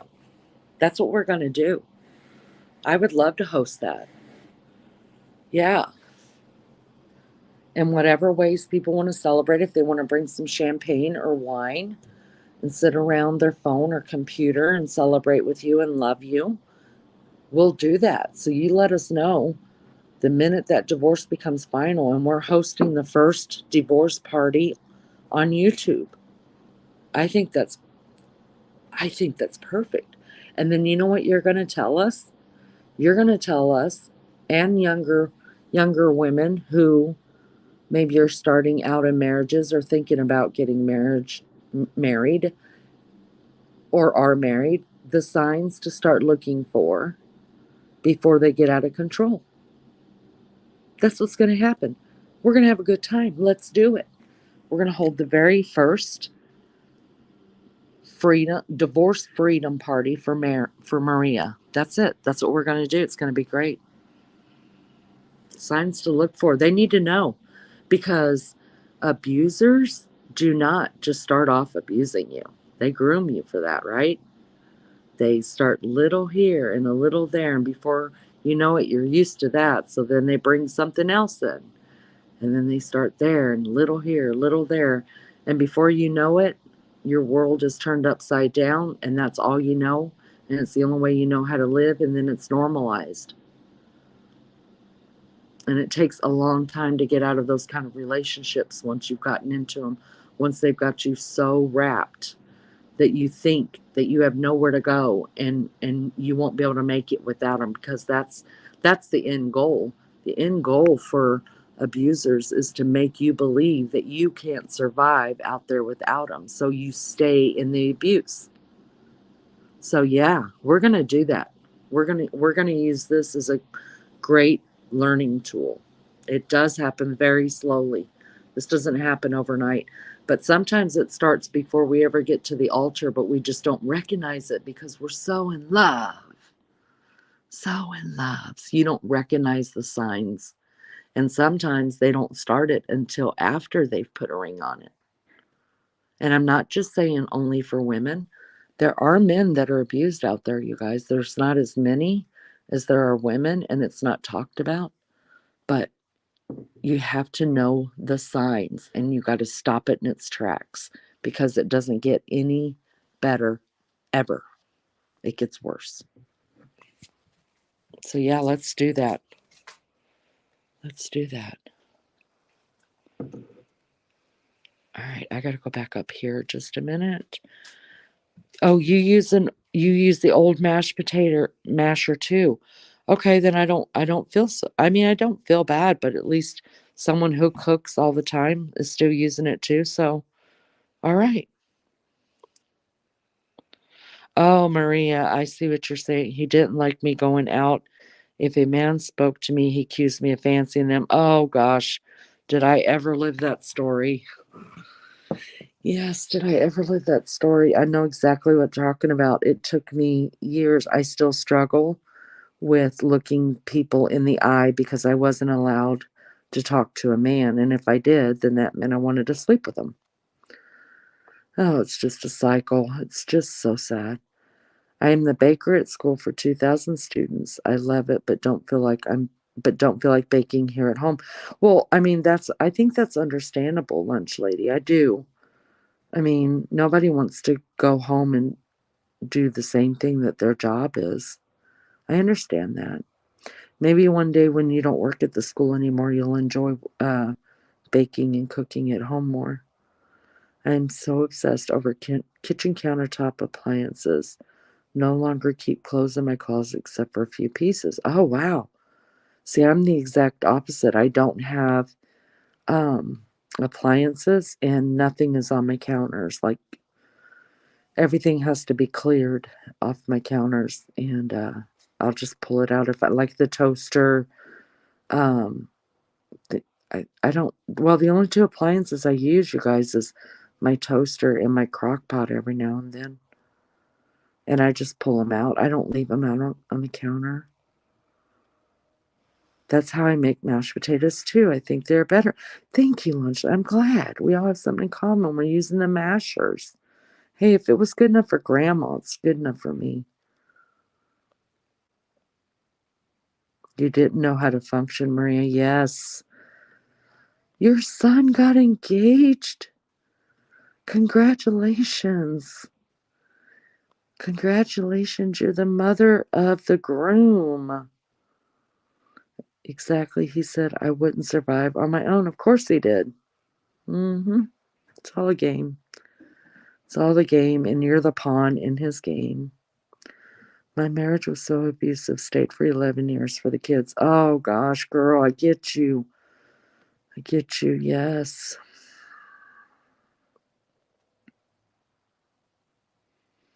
An old fashioned masher, me too.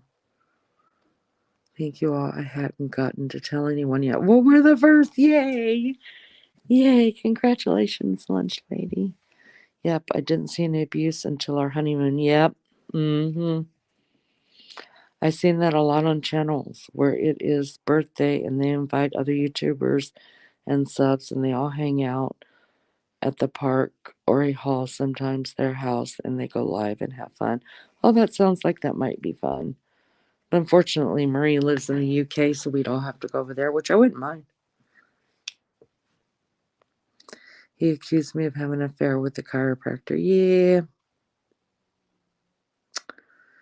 He accused me of having an affair with a gay man on Facebook. I was nominating a friend for an award, and I needed his contact number for my husband, and my husband blew. Yeah, all sounds way so familiar. It's the guilt of my children more than anything. It wasn't fair to them. A day of dancing, twerking, and eating. What up? That's so true, Leanie. I grew up in a very abusive household, and I didn't know how to act when I got married and wasn't being abused. You can completely freak me out to not get hit or oh yeah, because it's normalized, right? And when a child grows up in that, that's what they grow up believing is the norm, is how you're supposed to treat people, and how that is acceptable to be treated like that. That's why. And I stayed for my kids too, y'all. My kids were 15, 16, and 17 when I left my first marriage. And my thing was I got to stay for my kids, even though it was bad. But looking back on it now, I tell everybody right away, the minute you notice it, whether you've got a 1-year old or one in the oven, anything like, get out, because it's not better for the kids. It's not, because your kids are being raised to think that is normal, that that's what they need to look like. That's what they need to look for. Look for a marriage, look for a guy or a woman who is just going to just be domineering and not and treat them like a second class citizen, and that they're beneath them, and then eventually get very physical. That's what they're going to look for, because that's what they think is normal. Yep. I stayed for my kids, but he screwed us all up. Yep. I totally get that, Maria. 31 is available. You guys take it. Anybody up there in Leanie's Naked Bushes, you guys get you one of these. They're really popular right now. It's the in thing.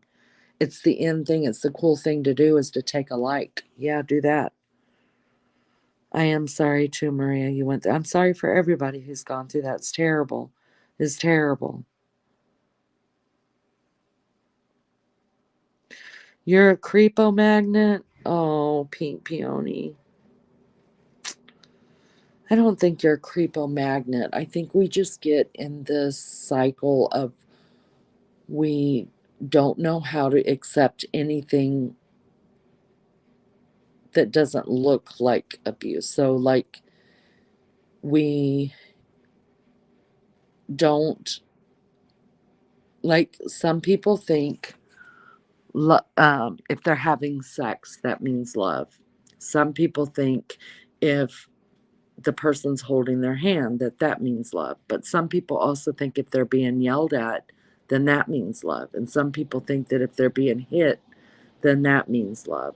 And so it's all really what love looks like to us.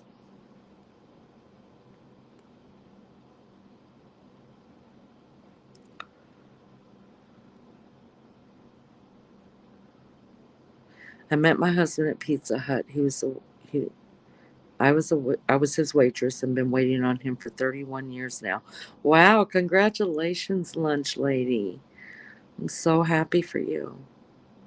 What hurt is everyone on the outside said they'd wish they had a. Oh, gosh, does this ever sound familiar? Like mine, and I should be grateful. Maria, that hits home so big, because for a little while I even lost family members because I hid it so well, what was going on in my home, that nobody ever knew. And so all they saw was this great marriage and this great guy, and all that. So when I went to go and because I'm the one that, wanted the divorce, and I'm the one that left, my family was really shitty with me. And I finally came out and told the truth about what was going on. And then it all made sense, right? So I ended up getting my family back. But, for a while there, everybody was very, very mad at me. Hey, Babaloo Xanadu, how are you? Thank you for coming hanging out with us. If you haven't taken a like, take them. We give them away free here. It's like a big hug from us. It's good to see you. If you guys haven't subbed up, please do so. Hit the like and sub up, please. Yeah, take a like. You take it with you, Richie. You know that. Take it. Like, hit it right there and then take it with you.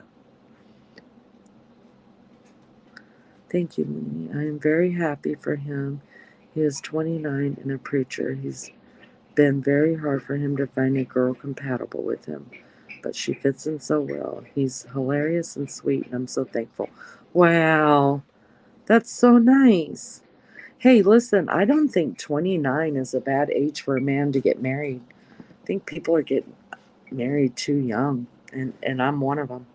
So I can say that. So be thankful he lived for 29 years and got all that behind him and has some kind of knowledge of what he's going into. I think that's important.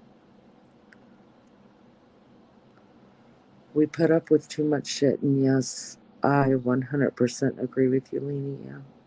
Thank you. I lost all my friends and family. Oh, Maria. Girl, do I ever know that? You know, there's people, my whole church. My husband was not attending the church that I was. He wasn't going to church. I raised my children in the church. And all those people in the church turned on me because my church didn't know anything. And you know, to this day, that, let's see, I've been married to my now husband for 20 years. And even today, after 22 years of being divorced from that man, then people down there in that church, they still don't talk to me because they think that he was such a great guy. So, okay. Yes, I absolutely thought it was normal to get spit in my face and beat every day, but my hubby had never raised his voice to me. I had a hard time coping with the calm. Oh, yes, which sounds weird but true. No, no, lunch lady, that does not sound uh weird at all. You were totally that was the norm for you. That was the norm. So coming into a healthy relationship, oh yeah, I can see where you struggled with that. It's hard to accept love in any different way than what you've been shown. You're welcome, Babalu. I hope you hang out with us more. Seeing you in other chats. Welcome over here. Raider says, I worked at Pizza Hut from 95 to 99, so 4.5 years. It was a fun place to work at. Have you thought about going back, Richie? Do you want to go back?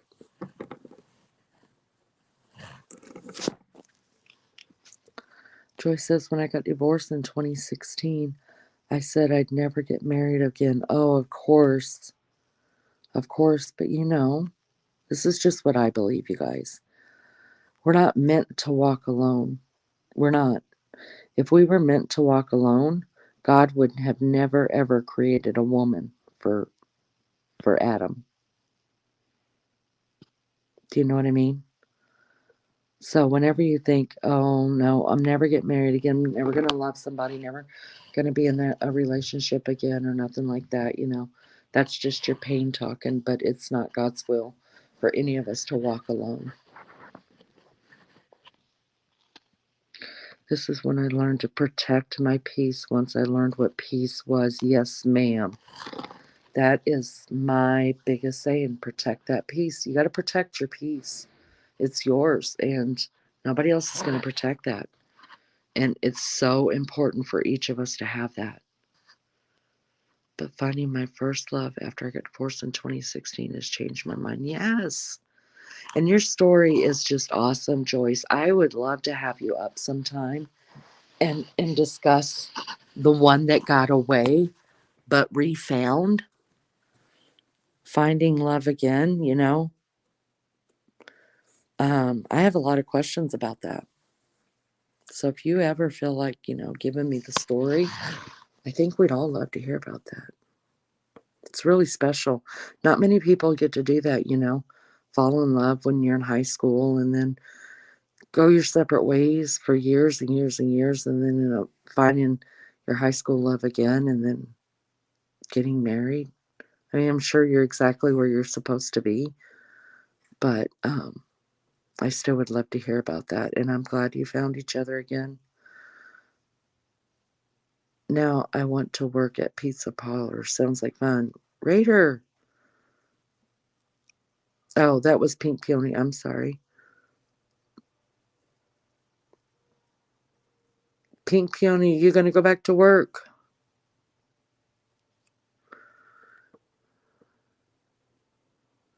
Lunch lady, yes, that's true. You don't know what goes on behind closed doors. Yes. That's why God took a rib to make a woman. That is correct. We are not supposed to walk alone. Not supposed to. And I tell my 20-year-old son that all the time because he's going through that, where he thought he was, and I'm sure he was, completely in love his senior year of high school. And she broke up with him. And ever since then, he hasn't wanted to be with anybody. And that's been 2 years. And he tells me all the time he doesn't think that he's meant to be with anybody. Some people are perfectly fine out there living on their own and can live happy lives.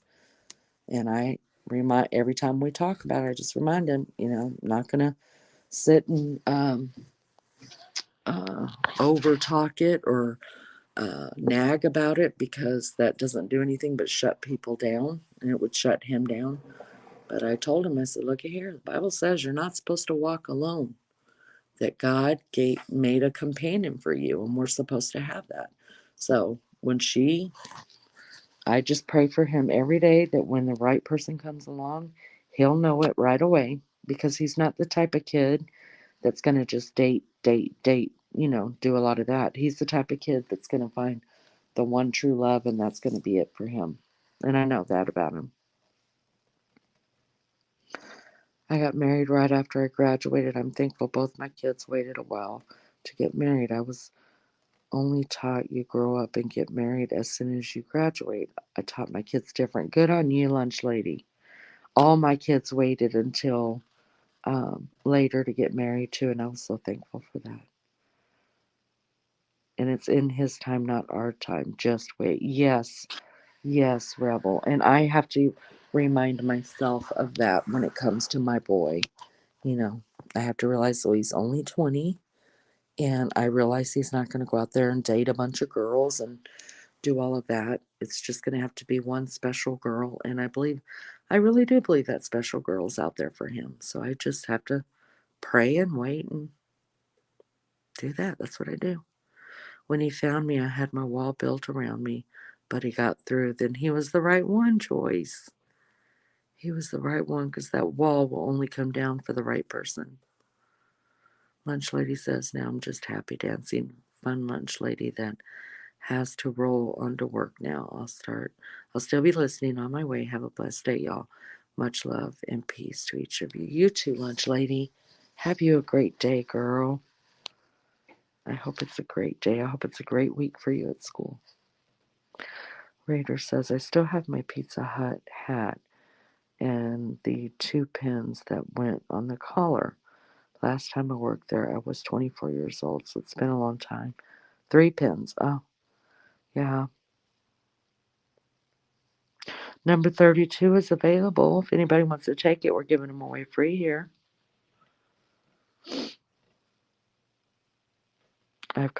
Maria G says, I've got a wall still around me. Maria, and that's understandable. That's understandable, and it's still so raw.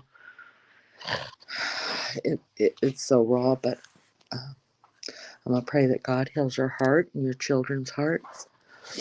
And if you're open to it, that the right person will come along and treat you the way that everybody deserves to be treated.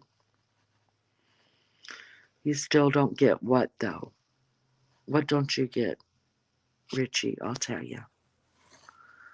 I love when you interview people, especially people we have all been roaming these streets with for years. Yeah, so interesting and gives them a voice beyond a keyboard. Gotta go. Really. Run. Run, girl, run. Be safe. Drive slowly. You'll still get there in time. I promise.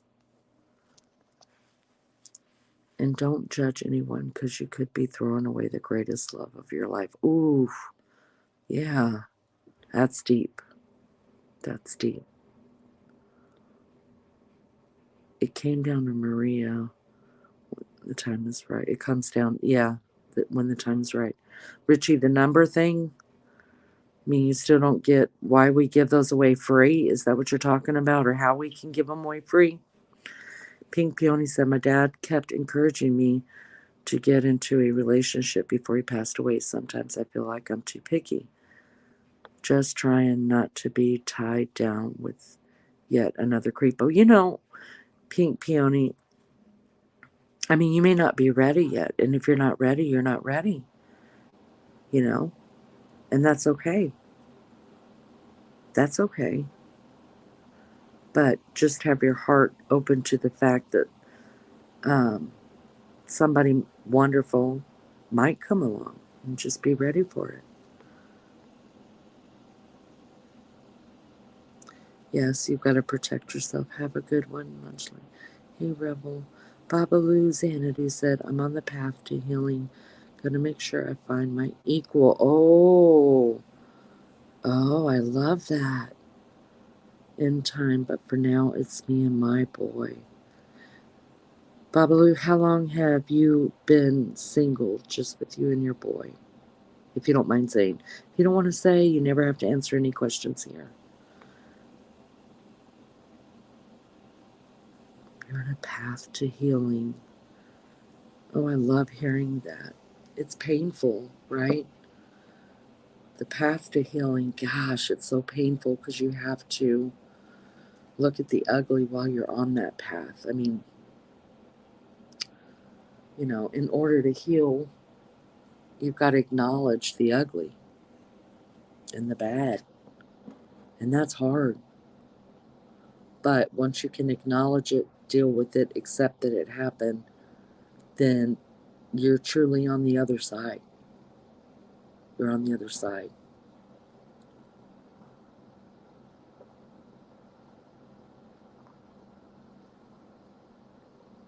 For years leading. Ah, so sad. I get that. Well, Babaloo, you're on the right way. She said you're on the path to healing. So you know you're there. You're not out there lost, spinning, not sure what to do next, or scared to take a step any which way into healing or backwards or anything. So you said you're on a path, so you've taken that step. And it may take you years, it may take you a while. You know, just have your heart open so that if the right person does come along. If you guys have not heard my live with Rebel Tattoo and Angel talking, Rebel Tattoo talked about that, about how Angel was scared of men, and she had been done wrong so many times by, and hers was a different thing. It wasn't she wasn't in a bad marriage with a man. This ran way deep and longer into her childhood, but it took, and Rebel came into her life, and it took Rebel actually walking up to her, saying the simplest of words, but she could tell by looking at her that what she saw in his face and his heart at the time, he really meant it, and she opened herself enough up to explore what Rebel was talking about. And all he said to her, you guys, he handed her a box of chocolates, a heart full of chocolates, and some flowers, and he pushed them in front of her, and he said, all men are not assholes, because he recognized that that's what she was going through. And he wanted her to step out and take a chance. And thank God, instead of staying behind that wall that Angel had built, she saw something in Rebel that made her think, what have I got to lose? What have I got to lose? And she went from that day on. They've been together ever since because she took a chance on trusting Rebel and what he had to say. It's a beautiful story. It's really beautiful. And so I think that without her even knowing, she was open to find a true love. And so when that person stood before her and put the ball in her court, she had to figure out what to do with it, and she had to figure it out quick, and she made the right choice.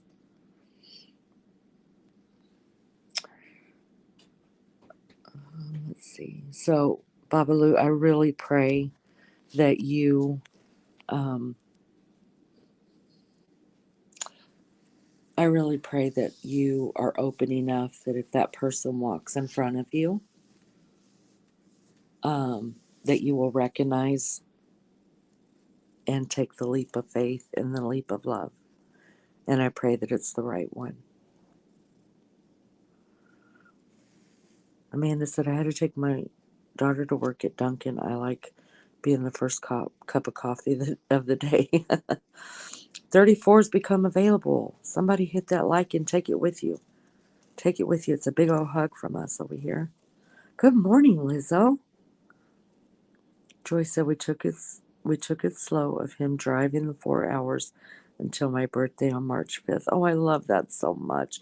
That is the epitome of courting, Joyce. I love the word courting. I really like that.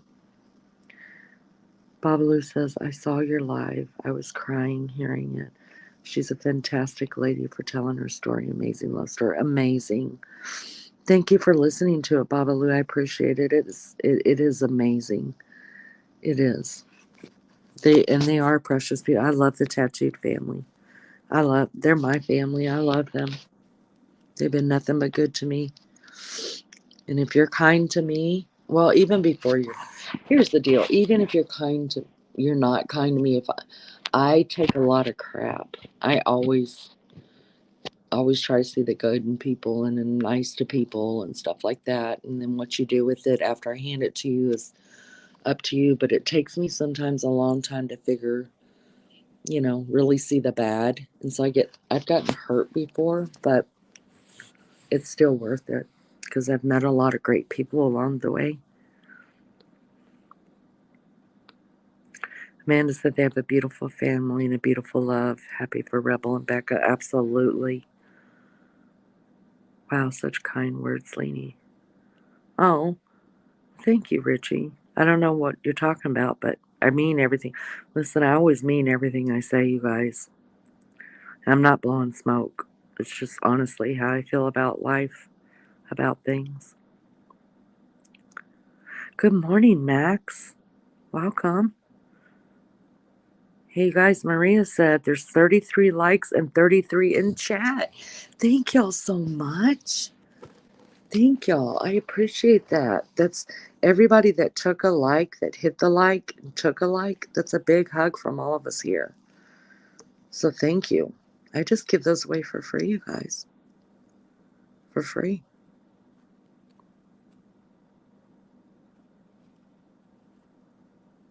So everybody getting ready for work. It's 5:09 over here in Indiana.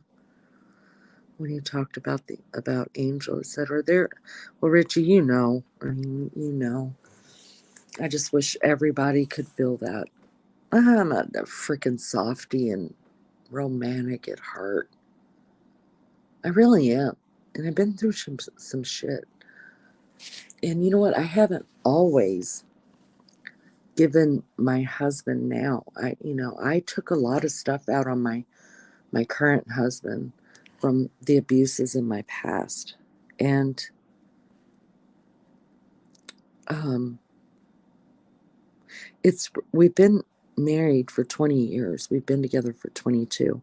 And honestly, you guys, I didn't mean to. I didn't mean to like take things out on him and didn't realize I was taking things out on him as in like if he would give me a compliment, like he would say, "Oh, you look nice today." I'm just like, "Yeah, right." I would just say whatever I was feeling about myself would come out of my mouth.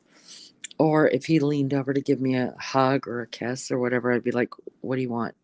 And I didn't realize how much negativity that I was giving to him and pushing on him because of how I felt about myself, because of what I had been through before. You know what I mean? Honestly, until about 2 years ago. 2 years, that's not long for being in a 22-year relationship. So imagine 22 years with living with this person, me, him living with me as this negative person against myself. So anytime he would hug me or tell me, like, oh, you look nice today, or, there was always like something that was going to come after it that I thought was going to be mean. So I just would reject it and reject it. And also because, when you go through certain abuses and certain and different types of anything that breaks your spirit, you know, when you end up believing all of that negative stuff. And what happens when you start believing all that negative stuff? You put out all that negative stuff. So it's a whole cycle. It's like this big circle that's going around and around. The negative comes into you and then you put it back out. But the problem is you're not putting the negative stuff back out to the abuser. You're putting the negative stuff out to the people who really, really, really care about you, right? And sometimes, like for me, it took 20 years to recognize that I was breaking this man's heart, you guys. I was breaking his heart. And what right did I have to do that? Not that I meant to. I would never hurt him or anybody else on purpose. Like it was not on purpose. I couldn't recognize it. I couldn't recognize that's what I was doing. So you know what? Even if I looked in the mirror and thought, well, you look like complete shit today. Congratulations for looking like complete shit. But yet my husband or my friend or my kid or somebody says, wow, you look really nice today. It's good to see you, or something like that. And in my head, I'm thinking, okay, or that comes out because I said that a lot, right? Like, okay, like, what do you want? Then I don't, I don't have, it took me a while to recognize that's what I was doing. So just because I think I'm I look like crap that day or that moment, or I feel like crap that moment, when somebody cares enough to give me something, it doesn't always mean it's a lie. They're not just telling me, oh, you know, like, you look nice today, or say something nice to me just to say it nice, right? They didn't have to do it, but I have to realize that's something they're really feeling in the moment, and no matter how I feel about it, um, just graciously accept it. So that's what I've been working on. Is like, if something like that happens, like even a thank you from some people, like, my kids, like, thanks, mom. Here's a bouquet of flowers. I love you so much. Thank you. Whatever. Like, I struggle with it so bad. But I am learning to just be gracious, even if I don't think I deserve it, and say thank you, because I have no right to project onto them my negativity. And maybe here was my thought about the whole thing, the epiphany that came to me, if you will, was maybe if I just started accepting the love and the kindness, even if I didn't believe it, that maybe one day I would believe it. Does that make sense? Like, if I allowed positivity to come to me, and instead of throwing out the negativity, which is what I feel about it all, but throwing a positive back out, that maybe it would reset all those years of being damaged. So that's the rock I'm rolling with right now, right? Like, no matter how I feel about myself, no matter if I believe it's a line of bullshit or whatever, or that somebody just wants something or whatever, I'm just going to put it back out with positivity. And hopefully that that a switch is going to go off in my heart and in my head where I actually start believing the positive. But I'm not going to be prisoner to my thoughts or my feelings, which are negative. I'm going to always try to put out the positive. And maybe that's what I'm here for. All I'm doing is growing with you guys. I don't have this shit all together. I don't. Oh my God. I do not have all my shit together. I'm just learning with you, right? I've been through the abuse. I've been through all that. I've been through the self-harm, the negativity, the self-hatred, all that. But 2 years ago, like, I recognized it. And I was like, no, no, no, no. None of that has ever worked for me. So if it doesn't work, then you have to figure out something that does work, even if it means being positive, which is not something I'm used to, right? So I'm on the positive train. Let's just stay on the positive train. Give it a while. I think it's going to work. I think it's going to work. And even if it doesn't work, even if I can never flip that switch and feel any different about myself, at least I'm not projecting that anymore out of my mouth on other people. So I just say thank you. So I just say, wow, that's really nice. Thank you so much. Or something positive like that, right? Yeah, I've missed all kind of chat for going off on a tangent. Good grief. Sorry about that.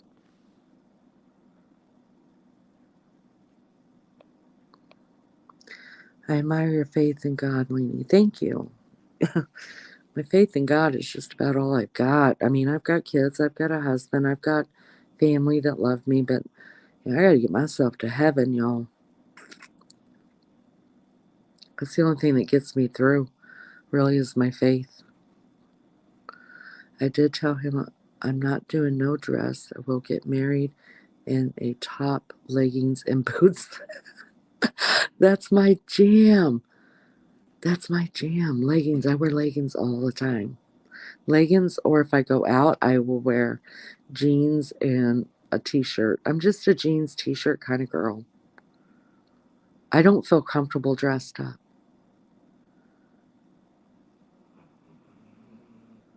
I appreciate your candor. Thank you, Peony. I appreciate you guys for listening to my crap. I don't call it candor. I call it crap. It is really my crap. But what's funny is he's 6'1" and I'm 4'5". You little old thing. Oh. Does anyone celebrate Pajama Day periodic? All day, every day, Max? Are you kidding me? All day, every day.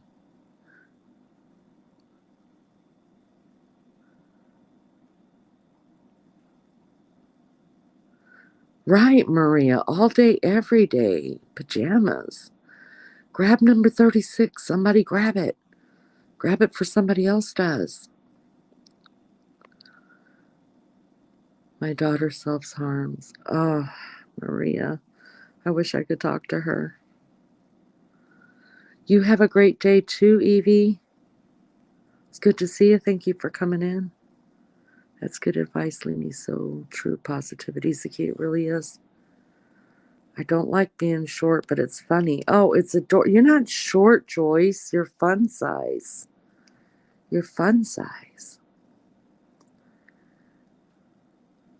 Weekend rainy days sometimes.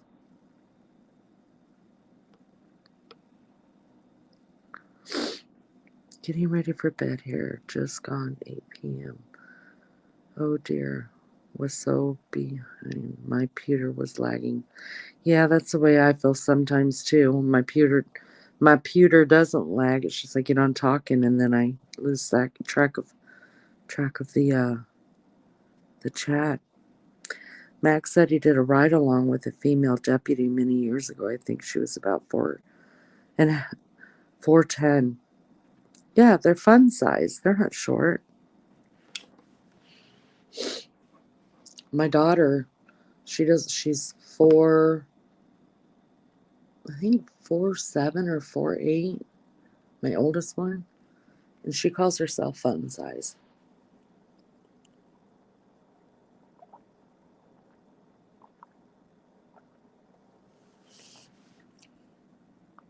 My oldest daughter is like 4'7" or 4'8", and my youngest son is 6'4", and everybody else is in between. Isn't that funny? She comes in a chat sometimes. She's a mod for Tina with me. Oh, I did not know that. I'm desperate for her to have therapy. The psychiatrist said she was high risk of accidental death and went through some dark times. Wow. Well, it sounds like she has seen some psychiatrists.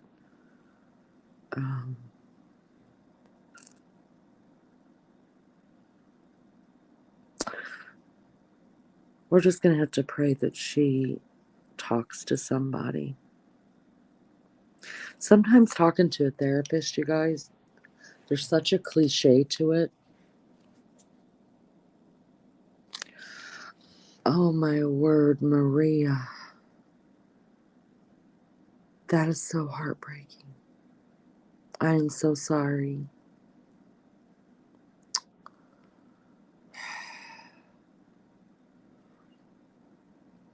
I will be praying for her too. I did not know that.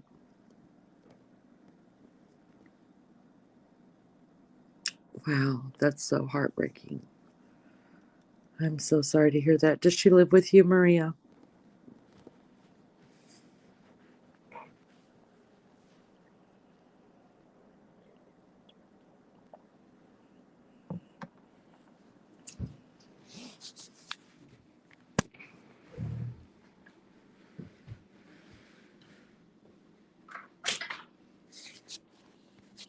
Does she live alone or does she live with a family member or you? I'm curious to know that. That's why I bought her a German Shepherd puppy. She's only 14. She's 15. Wait a minute. Your daughter's only 14?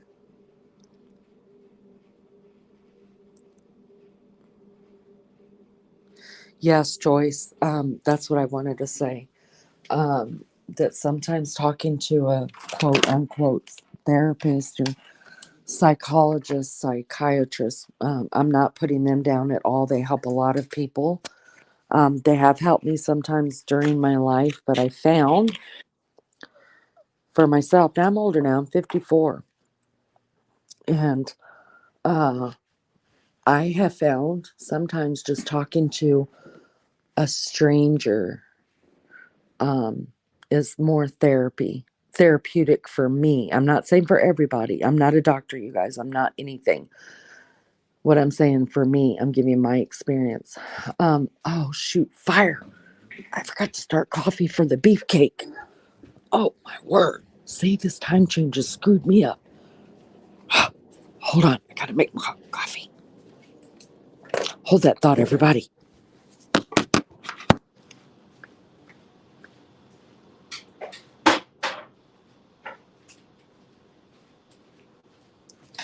See, I'm a good wife. I'm not a great wife, or else I would have the coffee made already. I try to always have that done for him in the morning. Hold on.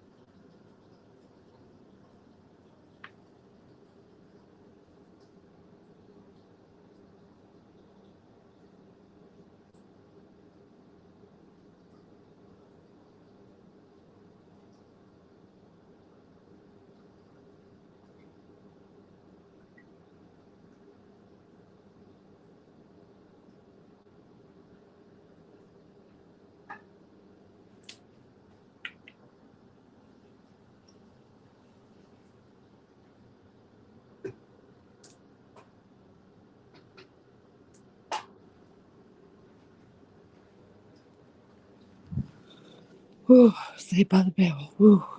Okay. He never asks me to do that, but he never asked me to do anything for him, really, to tell you the truth.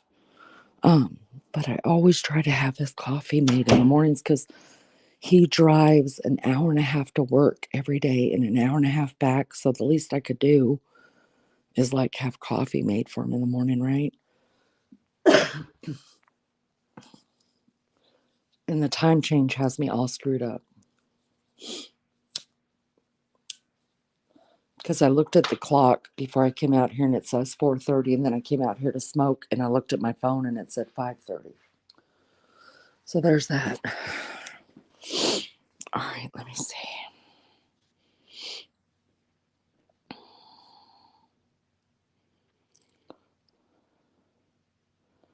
Oh, my girl waffles. I'm not perfect. Oh, God. Oh, never be perfect. But again, here we go. Positivity. Thank you for thinking about me, waffles. Thank you. But no, I'm not perfect at all. Not even close. I have so far to go. Thank you, Joyce Bradshaw. It's been a roller coaster. Her dad is very manipulative and brainwashing. She won't block it. Ah, poop. Poop on her dad. Prayers for your daughter. My brother OD'd 3 times. He was saved by Victory Outreach. They help people in these situations. They're one faith based. Lizzo says, my daughter went through a bad time and self harm, but she has come out the other side and is 30 now with 2 beautiful daughters. She has bipolar, but she is coping a lot better. Well, thank God, Lizzo. Joy says, my ex was the same way. Had my daughter all messed up. Yeah.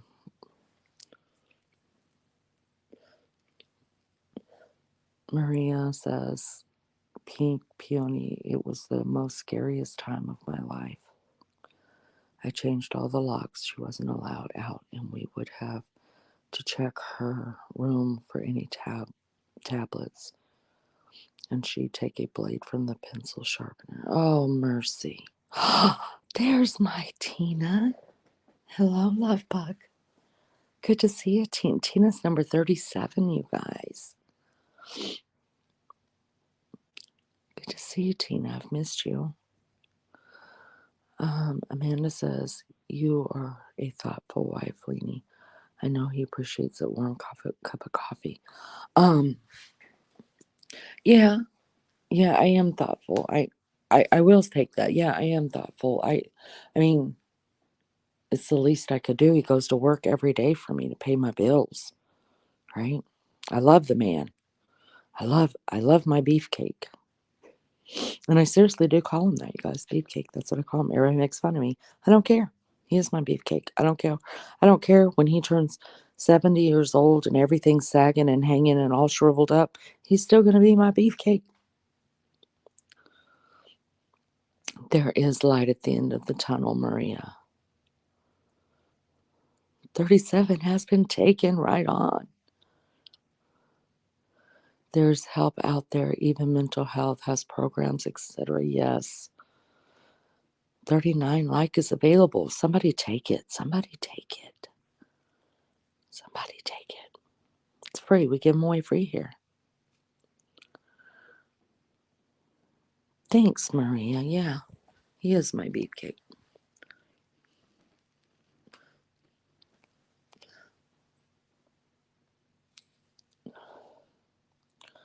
I pray that she will begin to open up to the therapist advice and therapies. My brother is now on meds for bipolar disorder. Oh, yay, what a treat. PTS extremes in the house. Yeah, yeah. Tina's here, you guys.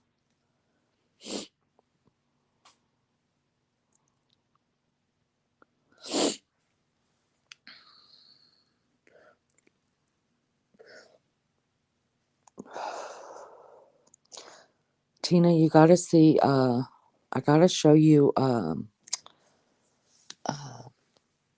the overlays that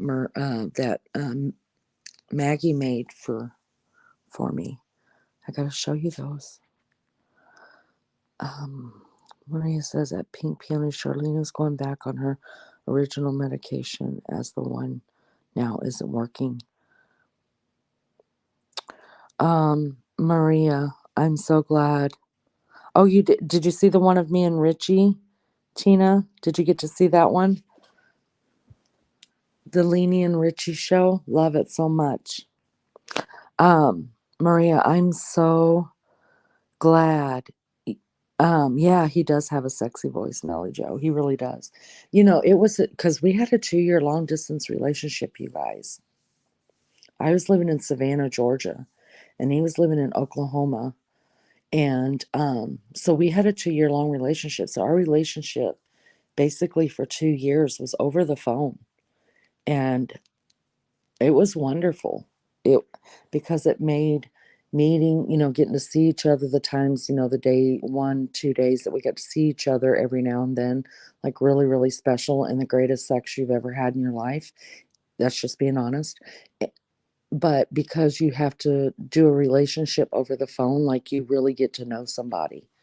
Because, if you live like next door or down the street from somebody you're dating, then you don't take the time to get to know the person. You just get to know the bed sheets or the couch or the floor, whatever, car, you know, you know. Lulu says, how are you feeling, Tina? I've been busy at work, but trying to check in on replay as how things are going, thinking of you lots. Yes. Number 40 is available. Y'all just get it. Get that number 40. Curiosity. Have I seen you here before? Welcome. Grab you a like, Curiosity. I give those away for free. You can have one. You can have one. It's a hug. It's a hug. According to Leanie, I like the one with you as a boss bitch. I know. I know. That is my alternate life person. That's who that girl is. She lives in New York City, above the bar. High powered lawyer. That's who she is. I'm telling you. With a banging body and a white cat that I never named. I just call it Kitty because I don't have time. I don't have time to name the cat that I love. I'm just never home because I'm so busy. And I stop in for a drink, my Bloody Mary, and then I go upstairs to my beautiful all white apartment because, there's no way I could live in an all white house with all my dogs. So, of course, my apartment is all white because it never gets dirty. I also have a cleaning lady that comes in every day. You guys, I've got this so worked out in my head, it's pathetic. I've got I have got my alternate life way more figured out than I've got real life, okay? I've got it all going on up there. So that is that girl. That's that girl. According to Leanie, my partner and I spoken on the phone for a year before we meet in person. Yeah, it's the best. It is the best. Because unfortunately, people get into relationships and see, Beefcake must be getting up. Yep, there he is. Good morning, babe. Because when you're in a relationship with someone who lives close to you, then it's all about the physical, and then you don't learn anything about who they really are, like how they think, how you don't learn about their heart and stuff like that because you're too busy into the physical.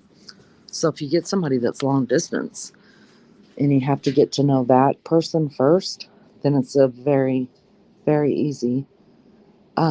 Yeah, Tina, my Beefcake's up so he could fix my I'm on the phone because my headset wasn't working. Babe, will you look at my headset so I could get on panel with Tina? Thank you. He's gonna fix it for me. I'm going to bed soon. Tina, I stayed offline. I didn't even come online until um I don't know how long it's been because I was waiting to see if you were gonna go live. I was gonna go jump into yours. And I think at like 2:30 when I didn't see you come on, I was like, well, maybe she's sleeping, so I went ahead and started one. Um, but yeah, as soon as he gets that working, then I'll jump over there and drop the link and come up. We'll chit chat.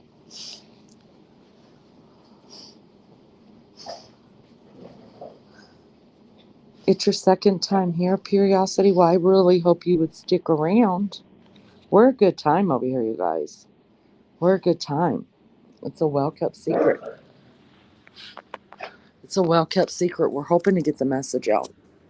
Hold on, guys.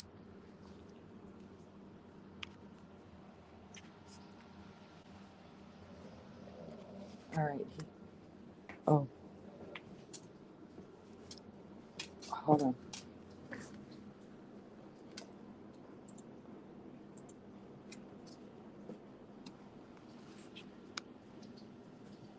Can y'all hear me?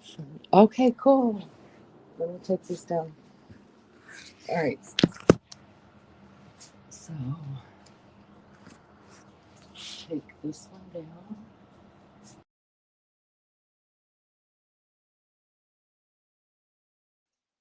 Can you hear me? Oh, we can. Okay, good. All right. So we can take that one down. And then let me drop the link for Tina to come up. It's been a while. Let's talk to Tina.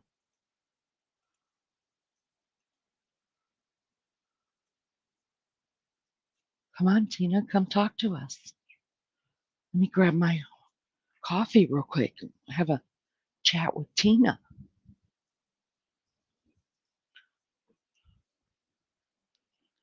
See, I make his coffee and he fixes my headphones so I could sit at the desktop, which I could see a lot easier.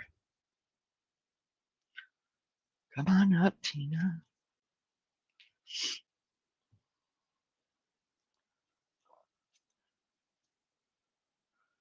Lulu said, I worry when people don't name their cats. I saw Holly go lightly through hers. What? Are you serious? Hi, love bug. How Hi. I how hadn't are been you? called that in years, or maybe never, Really? by anybody. Yeah, I don't think love bug. I like it. Thank you. Love bug. I call a lot of people love bug. It's one of my things.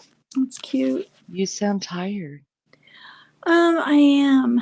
I am. It's trying to catch up on people's programs, and then other ones that come up in my feed that are relatable to other creators. Uh-huh. Yeah. Yeah. Including Ernie Shell's program is, being, well, it's being streamed somewhere else. And I didn't even know that all of this stuff, I'll call it, went down. But, I'm sitting back and, as silly as this might sound, I'm really paying attention and absorbing what I'm hearing and seeing. Oh, you know what though? That kind of deal. You know what though? That's the best thing to do. Yeah, yeah. And I'm taking to heart what I'm seeing. And, um, so anyway, I'm not the only one fighting a so-called battle, if you want to call it that. Mm-hmm. I mean, I know other people go through things, but we're talking a slew of people, and it's Oh. it's pretty bizarre. Yeah. Um, but yeah, so I just wanted to say hi, and you are the only creator on right now, and well, no, that's not why. That's not why, though. I haven't been over here in Yeah, what, it's a been a good week while. or Mm-hmm. something, maybe a week. Oh, that Yeah. came out really wrong. No, I'm No, just I didn't. saying you were the only one on. Yeah, no, For, I I mean, didn't there's take it wrong. I was probably other kidding. people on, but people I subscribe to, you're Yeah. the only one. Wow, nice. Yeah. Yeah, it's really Yeah. And I nice. mean, I would have come over anyway and said hello for sure. Um, but as far as um I'll just say the other creator. We all know who I'm talking about. It's so weird how you can go fluctuate through these feelings. Mhm. Yeah. It's And like 1 minute I'm really, really pissed. And then I think, well, if I get my point across, things will be maybe semi okay and not as bad. And then they get mhm, worse. mhm, And then I fight back harder. mhm. And then I'm told to just walk away. What do you And what do you that's where I'm at now. I'm really, really walking away. That's what I was gonna ask you. What Take out everybody out of the equation. Everybody, even the ones you respect, like Ernie Shell, whatever, whoever you respect. What do you feel like doing in your heart? I did feel like going up on her panel. Okay. I felt really, really bad that Shannon was over there upset.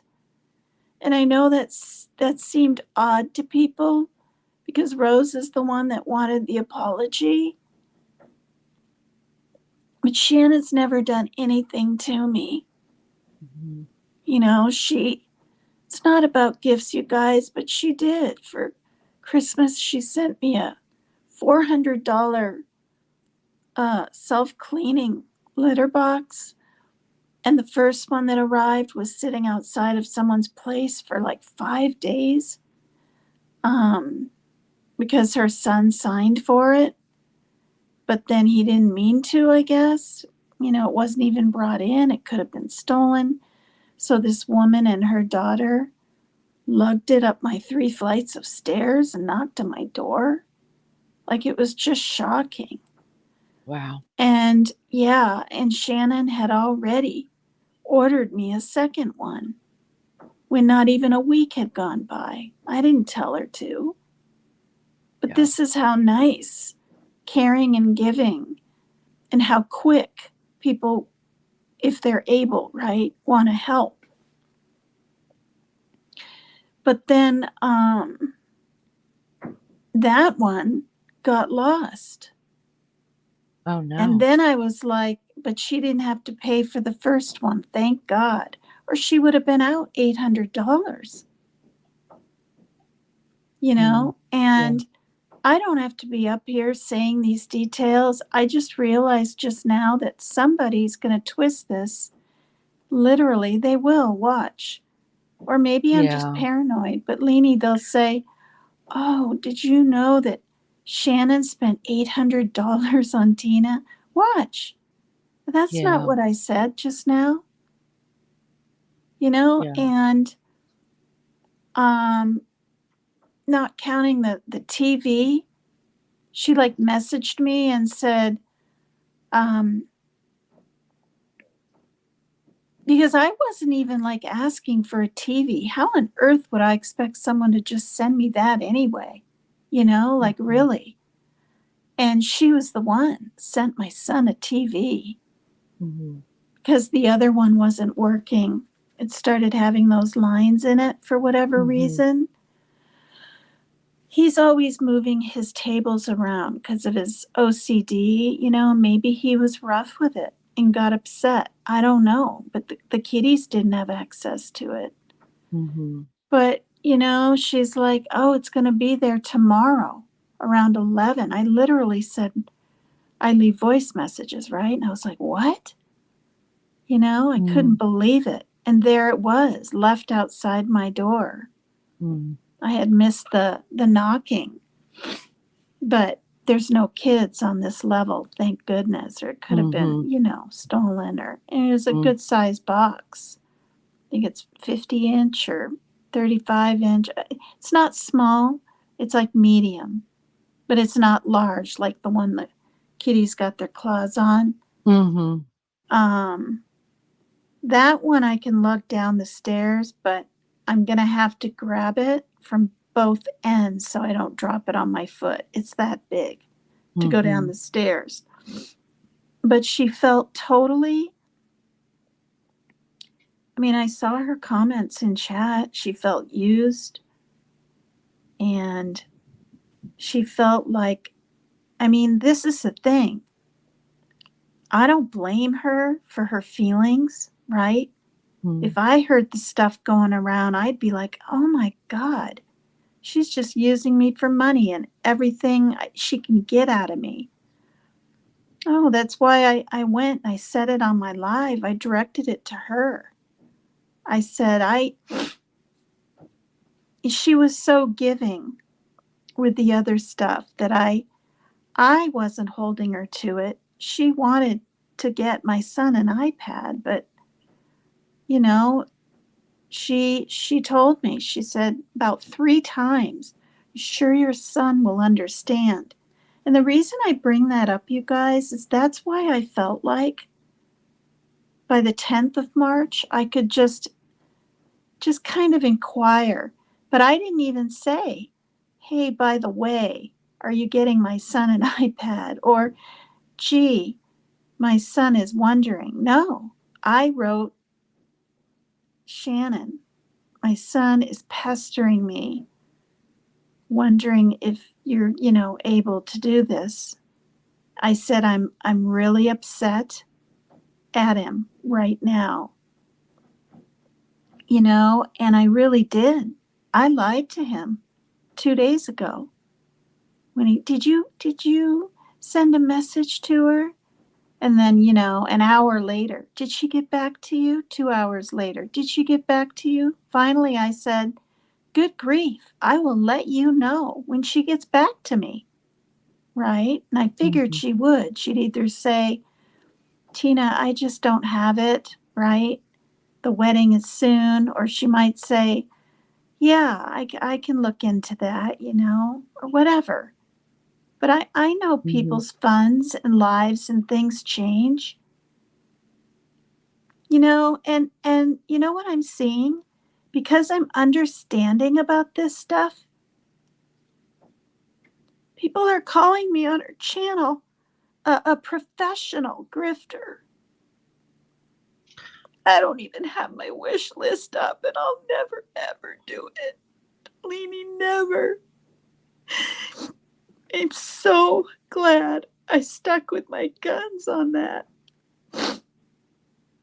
okay, People so begging me to put a wish list up for my cats. And Rose goes on and on about my cats. I'm not supposed to have 6 cats, Leanie. I'm supposed to have 3. But the male one was a girl, right. and we didn't know. Okay, so let's talk about a few things. So the Let me t say one more thing. I okay. kept I kept that cat, even though I thought he was a boy, the one that got pregnant. The male kitty was mounting him. I thought it was a him so much that it was a pain in the ass. I kept her in my room for 2 weeks. I kept getting set back month by month to get that male kitty fixed. At the Humane Society, I tried, and I had no idea that she was pregnant. When I got back from Virginia, her belly was a little bit big, and I said, Shaylin, I'm not mad at you. I'm really not. You did a really good job. I paid her and everything. So, nice, not, huge chunk of money, but it wasn't anything small either. And it was more than 50, we'll put it that way.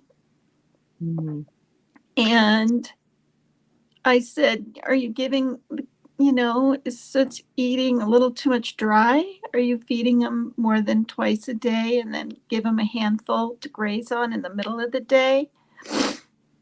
And she's like, no, no, I'm not, Mom. And I believed her. And then, holy moly, it was really weird. There were a couple spots of blood on my windowsill, dried. I'm not even kidding. And I said, Shaylin, look at this. What is this from? Now, I honestly thought maybe one of the cats had been straining, had a little constipation thing going on. I really did. And I mm, just wiped it up. And then I noticed her belly was gone after about close to a week, not knowing she gave birth to these three little kittens behind my couch. Mhm. So the whole thing is just so bizarre. And I thought, well, I'm back now, so she's just not eating as much dry, or I don't know. It was Mm. weird. I'm not supposed to have 6 cats. And you know what I'm seeing since I'm talking about these cats, which I didn't know what I was going to say up here. And I didn't know I was going to get emotional. I really didn't. But I know you understand and you're my friend. But the thing is, um, there's people, and I'm going to say who I think it is because 3 or 4 different times in Rose's chat, she's the one that keeps saying, first she said, pack up your cats. And then in another one, like, I don't know, 5 minutes later or something, she goes, ASPCA is coming to your house. Ah, And then in another one, yeah. And then in another one, I saw somebody say, oh, I hope you keep Tulip. And then in another one, she said, say, say bye bye to your animals. So now mm. I'm waiting for that. Okay. Um, You guys don't know how devastated my daughter will be, and me. well, here's the deal. I think anybody who's an animal lover and who loves their animals would be devastated by it, so maybe they do understand it. I think it's the people who don't have a relationship with animals that would not be that it's easy for them to say, "Get rid of the animals, la, la, I la," know, but right? I'm supposed to only have two. Okay, so what I can had three because we saved the daddy kitty. We saved him a year ago. He was skinny. He was running under cars. And he was so hungry. He finally, after darting around the parking lot, he came out, went up to my daughter who had the chicken in the can, and he ate so long from it she was able to pick him up. And I said, hang on to him real tight. That's why I have so many. okay. Is the male cat fixed now? Sorry, this is the first time I'm actually shedding a tear over that SPCA stuff. I'm bawling. I'm No, not you don't even have gonna tell my kids. you do not I mean, it's No, fine. if I the would rather us office knows, I'll have to get rid of like 4 of them. well, I wish people would not get involved. It doesn't change anything. I could wish all day long that people wouldn't get involved in what's not their business. Look, if you're not paying for these animals to live in Tina's house and you're not giving her money or you're not doing this, you have absolutely no right to tell her what to do with their animals. I'll go out there on the record and say that. It's true because no damn body's going to tell me what I should be doing with my animals. I've got 3 golden retrievers and I've got a cat. And if you don't want to give money to help her with these animals, then don't. I Just don't don't bring it even up. care Which, about that anymore. I'm not gonna mention but litter or kid food or I'm not.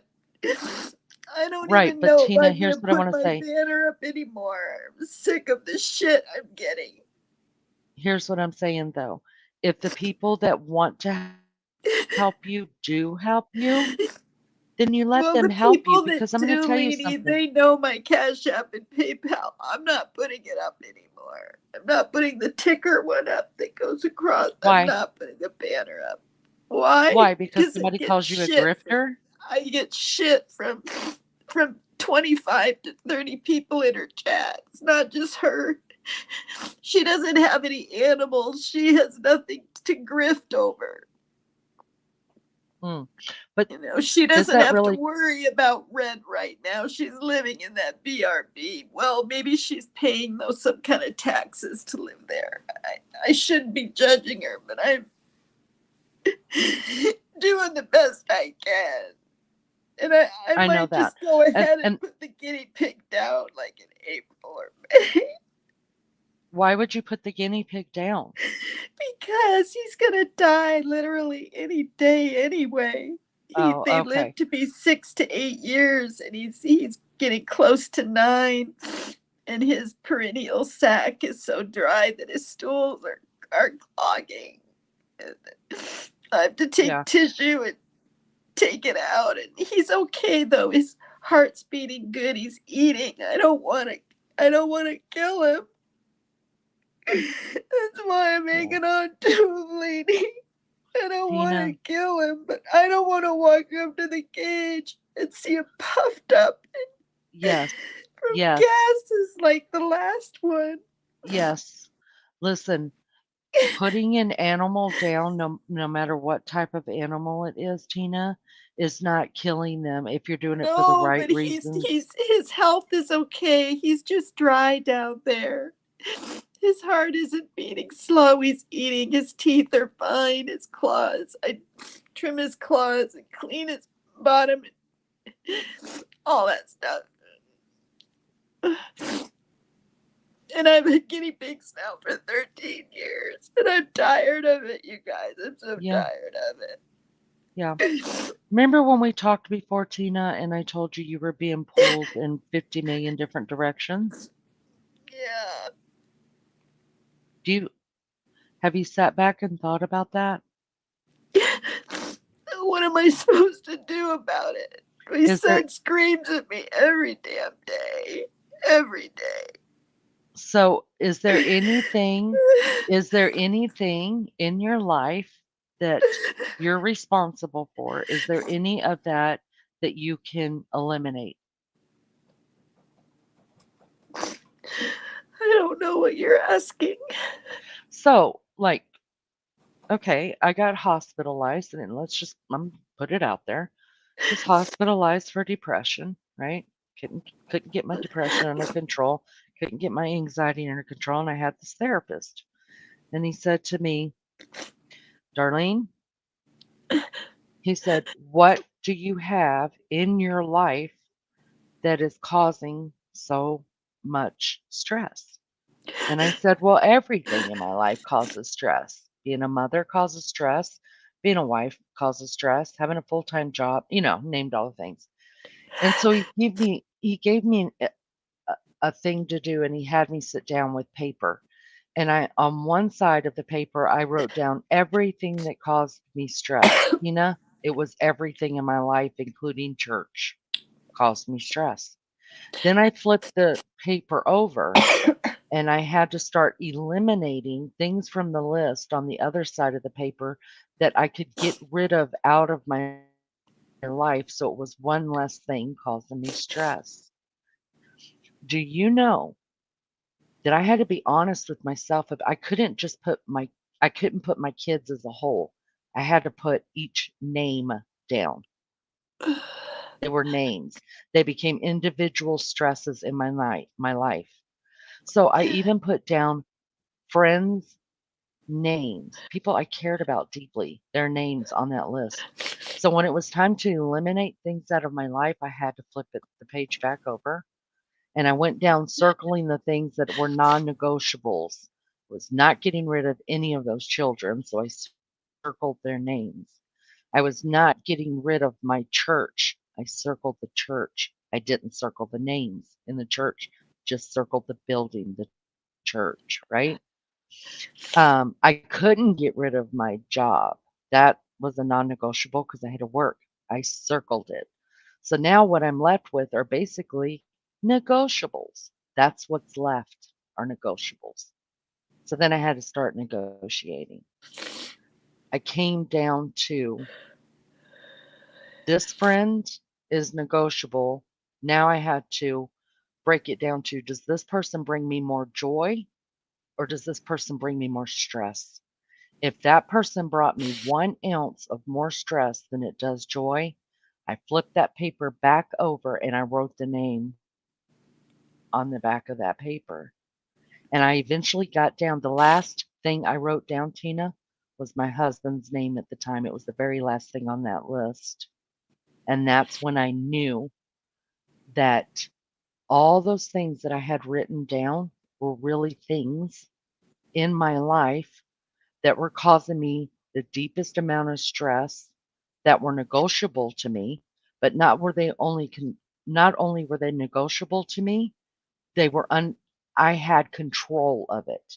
So I could control who I allowed in my life. It made it so did it make it easy to get rid of those people? No, my heart was broken, but I had to love myself more and be available more to my non-negotiables, which were my children, which was my job, which was my church, and the people who I kept on the non-negotiable list. I could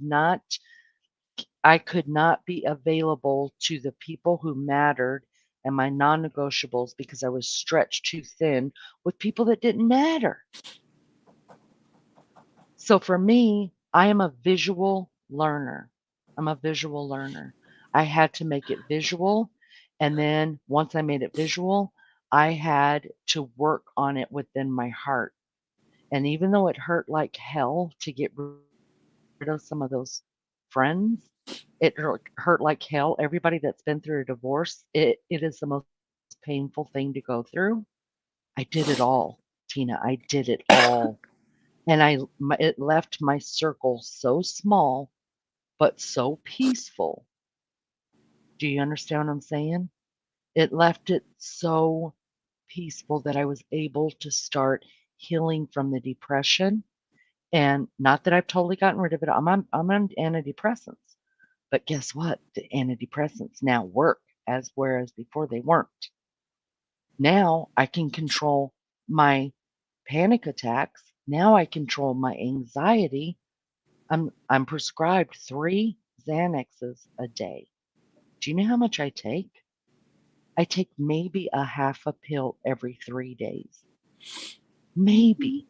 That's how much I've learned to control my anxiety because I had put so much into people and things that I thought were non-negotiable, and it wasn't until I wrote it all out and dealt with it with my heart and made my non-negotiable smaller that I was actually able to start healing. And I think that's what you got to do. Don't put your kids down as your children. Put their names down. Don't put whoever's your friends that are in your life just as my friends. Put their names down. Put your put your cats, put their names down on that paper. Put your guinea pig's name on the paper. Every name goes on the paper because as a whole, they may be non-negotiable, but as an individual, maybe we can negotiate this. And then you have to deal with each thing individually and find out if it brings you more peace and joy than it does um, Oh, depression and illness. Then you protect your peace and you go I as hard as it's going to be. I understand all that. At this point, my kids are non-negotiable. Oh, absolutely. My son too, because I don't want him to self-medicate and just drink. And he's Hmm. moved back and forth. It'll be almost 9 years ago when it all started. He's been with me getting close to, well, it'll be 5 this February. And I've said this before, but the 4 years before he was with me like this, I guess it's my OCD, but I counted. He moved 19 times in 4 years. And my mother told me, she's a psychiatric nurse, and she said, Megan, expect this to happen probably for the next 10 years. And she was Hmm. spot on. Hmm. I thought eventually something would permanently change, right? Hmm. But his father helped him find an apartment near Idaho. They went all the way there, and he didn't even last one evening. Hmm. And and then there was another place that that my ex found my son about a half hour from where he lived. And this is when he just had some anxiety and he wasn't having psychosis and stuff now and then. Um, anyway, this place used to be a motel. And the first night my son was there, cops were swarming the place. So that freaked him out. Um, and the same thing happened to me here in this town. Um, I found him a place and I moved him. In 10 days, I moved him in, out, back in, and back out. And that's all over the carpet, was the in and out. And then I thought, wow, he had a nice place, Leanie. I bought Mhm. him a little matching shower curtain and rug and everything. It was not for a studio. It was good sized. I mean, it really was. But I've said this before on one of my lives. I don't know if you've heard it. There was a note on the neighbor's door, because they weren't placed on every door, just random doors. And he was up on the seventh floor.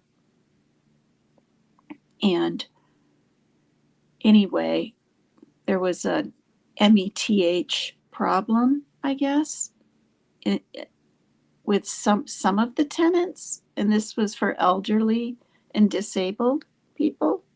Yeah. So it was a weird thing to see, but it was January when he was in there and all moved in, and they were going to have this meeting in March, and he absolutely couldn't handle it. And then he started saying, I'm smelling it through the kitchen walls, and I'd go up and he'd smell it, don't you smell it? And I kind of thought he just wanted to move out, right? Not be there.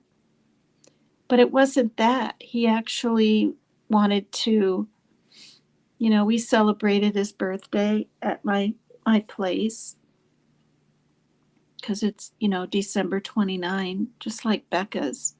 Becca from Tattooed Angel has the same Mhm. birthday. Anyway, I brought the leftover cake over there. He had a couple of friends over, because they've all kind of moved on. My son's been through a lot of loss. People that have lived here have moved. People say they're going to stay in touch. I've done that, in your young 20s, and they don't. And then they show up and then they don't. And I help him call. I've even left messages for him because I can explain the details more, like, hey, can you, even if you don't want to be my son's friend anymore, can you just, I don't know, send him a text, I'd be like that, not Yeah, I trying to get it. micromanage, try to Mhm. help out, because he doesn't really know when to get off the phone, his social abilities are not there. And not finishing high school didn't help at all. And I know who I blame for that, because he didn't get him on the gosh darn bus. I did when he was with me. So he dropped out the middle of his sophomore year, and you learn a lot. Um, all Yeah. kinds of, bank things and all kinds of things. Half of your sophomore year, all of your junior, all of your senior, it would have helped him to socialize. And then there's this place called, I can't remember now. I can't remember the name. But anyway, it's a program and you can get your GED, right? Yeah. Oh, community transitions, that's what it's called. And I was so excited about it because his best friend did that. You get to pick the hours during the day you want to be at school, how many hours a week. The leniency is just unbelievable. Wow, that's awesome. And he could have learned self determination was one, self esteem was another class, um, how to drive was another one, basic math was another, and life skills.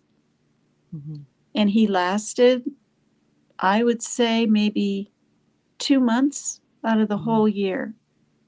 And I blame Joe for that. You know why? Because when he was over there and Joe was drinking and wouldn't set the alarm for my son or show my son how to do it or whatever. But of course, he didn't say it was that, right? He was just, you know what he did? When Yep. community transitions called me and said, look, we've got to have an over the phone meeting, then that didn't work. Mhm. Okay, look, you and your ex need to, or whatever, you and Joe need to come down. We want to work with you on this, but we have to talk to you. I'd bring it up to Joe. He didn't go. You know what he said to my son? He said, you don't need that place. You don't need high Mhm. school. He literally said, he goes, high school isn't college. It's not that important. And my son believed it. It didn't even try to get on the bus anymore. That's what happened with high school. And I know this because my son told me. And then community transitions, the same thing. Oh, it's not that important. Are you effing kidding me? I have so much resentment and bitterness inside of me. I didn't before Leanie. I didn't. I thought he would someday get a place and just, okay, he doesn't have his GED, he can get it online someday. No, his pervasive developmental disorder is worse, and his self esteem is lower than a snake's belly, you know. And these classes would have really have benefited him. And and Joe knew, just like me, how badly he needed him because my son was in the Bridges program. So he didn't have to in high school sit with 30 people in a room, right? There's just about 12 of them. And there was, game time with board games for a whole hour and then a little math here and a little whatever there. His teacher was wonderful. It's just, I'm just so upset. I know without a doubt he really dropped the ball. Will he ever admit it? My ex, that is. Mhm. No, hell no. And that's okay. It is what it is, right? Mhm. But now I got this woman over there going, oh, he's so great. And poor Joe. And oh, for God's sakes, pour him another drink. That's what he wants. I'm just, I mean, I used to talk to him about AA. I used to be positive. I didn't throw it in his face or anything. He used to joke around and call it AAA, thinking that was so funny. And I'd kind of chuckle, I'd be like, yeah, that's where I'm going. And this was when I didn't even have to go, right? Because of the whole thing that Mhm. I have to be careful what I say anymore, that I was involved with my daughter when she was 7, but I got her back at 3 months. He always felt it was a joke that I was getting help, but I talked to my mom about it, and it's true. Misery likes company. He doesn't want to think Mm. I'm bettering my life. And now the most favorite thing he can do is say I'm like an animal. I'm on Zooloft instead of the ZOLOFT, the regular word. And then he starts saying that to my son. He's acting absolutely wet brain, Leanie. It's bad. It's bad. I spent hours trying to figure out how to block him. I'm probably just going to have to go ahead and do a new account. Um, I, I don't know how to like get out of that one. I know how to make another account because I've made enough accounts now, but scratching that one out of there, it's just, I mean, I don't know. It's the whole thing is so dang weird. People that are abusive, they'll do whatever they can to reel you back into their good graces. You Yes, know, ma'am. even sending me flowers when I got home, The next day on Monday, because I went in on Friday, I got home Sunday afternoon. A young, this young guy in his 20s, he looked young, delivered flowers to me with a card. And I'm Mm. like, oh, I had no clue who they were from, and they were from Joe. That was like the nicest thing he had done for me in 20 years. But to drink like a fish and stab me in the back, and then he got physical one time with my son. I never thought it would come to that. But I don't know if he was in a blackout. That's no excuse. You don't push, try to push down your son in a Mhm. drunken rage. It's just sickening. And I'm going to say this. You know what the rage was over? Him liking My Little Pony. He Mm. liked My Little Pony, or called a brony. And he met another young, not young, but, teenage boy in his class, his Bridges class. And he got just fixated on it. And I couldn't really understand, why does he like the pink and is he maybe, gay? I mean, that's fine with me, but he's like, Mhm. no, I really like the characters. The cartoons are so happy. Their eyes look so happy. Mm. All these signs Mhm. were steering me towards the autism thing. I mean, that's not when I really felt it, even. That's when his speech was going a little later on. I couldn't get him to therapy once he turned 18. He refused to go, Mhm. but he certainly went from age 11 up to through the age of 17. Different places, Catholic Community Services, Leedy, a place called Sunrise something or other, and then another place up by his high school. I can't even remember the gosh darn name. Um, yeah, three different places, not counting where his doctor's office is, or where he went to the doctor. So I've done so much for my son. People, seriously, Leanie, people have no idea. I've ridden my bike up a steep ass hill for 4 years while he kept, I don't want to be on this one. It's making my arm feel funny. I tried this for a week, Mom. I mean, that's another, I got to be careful what I say, or Rose will use the whole pharma thing against me. But my son, he gave it a real go, like a trooper, Mm. on every gosh darn antipsychotic out there. I'm not even kidding. And then the So, one that was working for him made him gain like 25 pounds in a month. He couldn't even bend over and tie his shoes. And I'm here to mm. say that I had to hide the snacks in my room. Mm. My closet doors aren't locked, but he doesn't eat half a bag of chips. He'll eat the whole thing. Mhm. And it's because of me, you guys, that he's only gained about 10 of it back. Mm.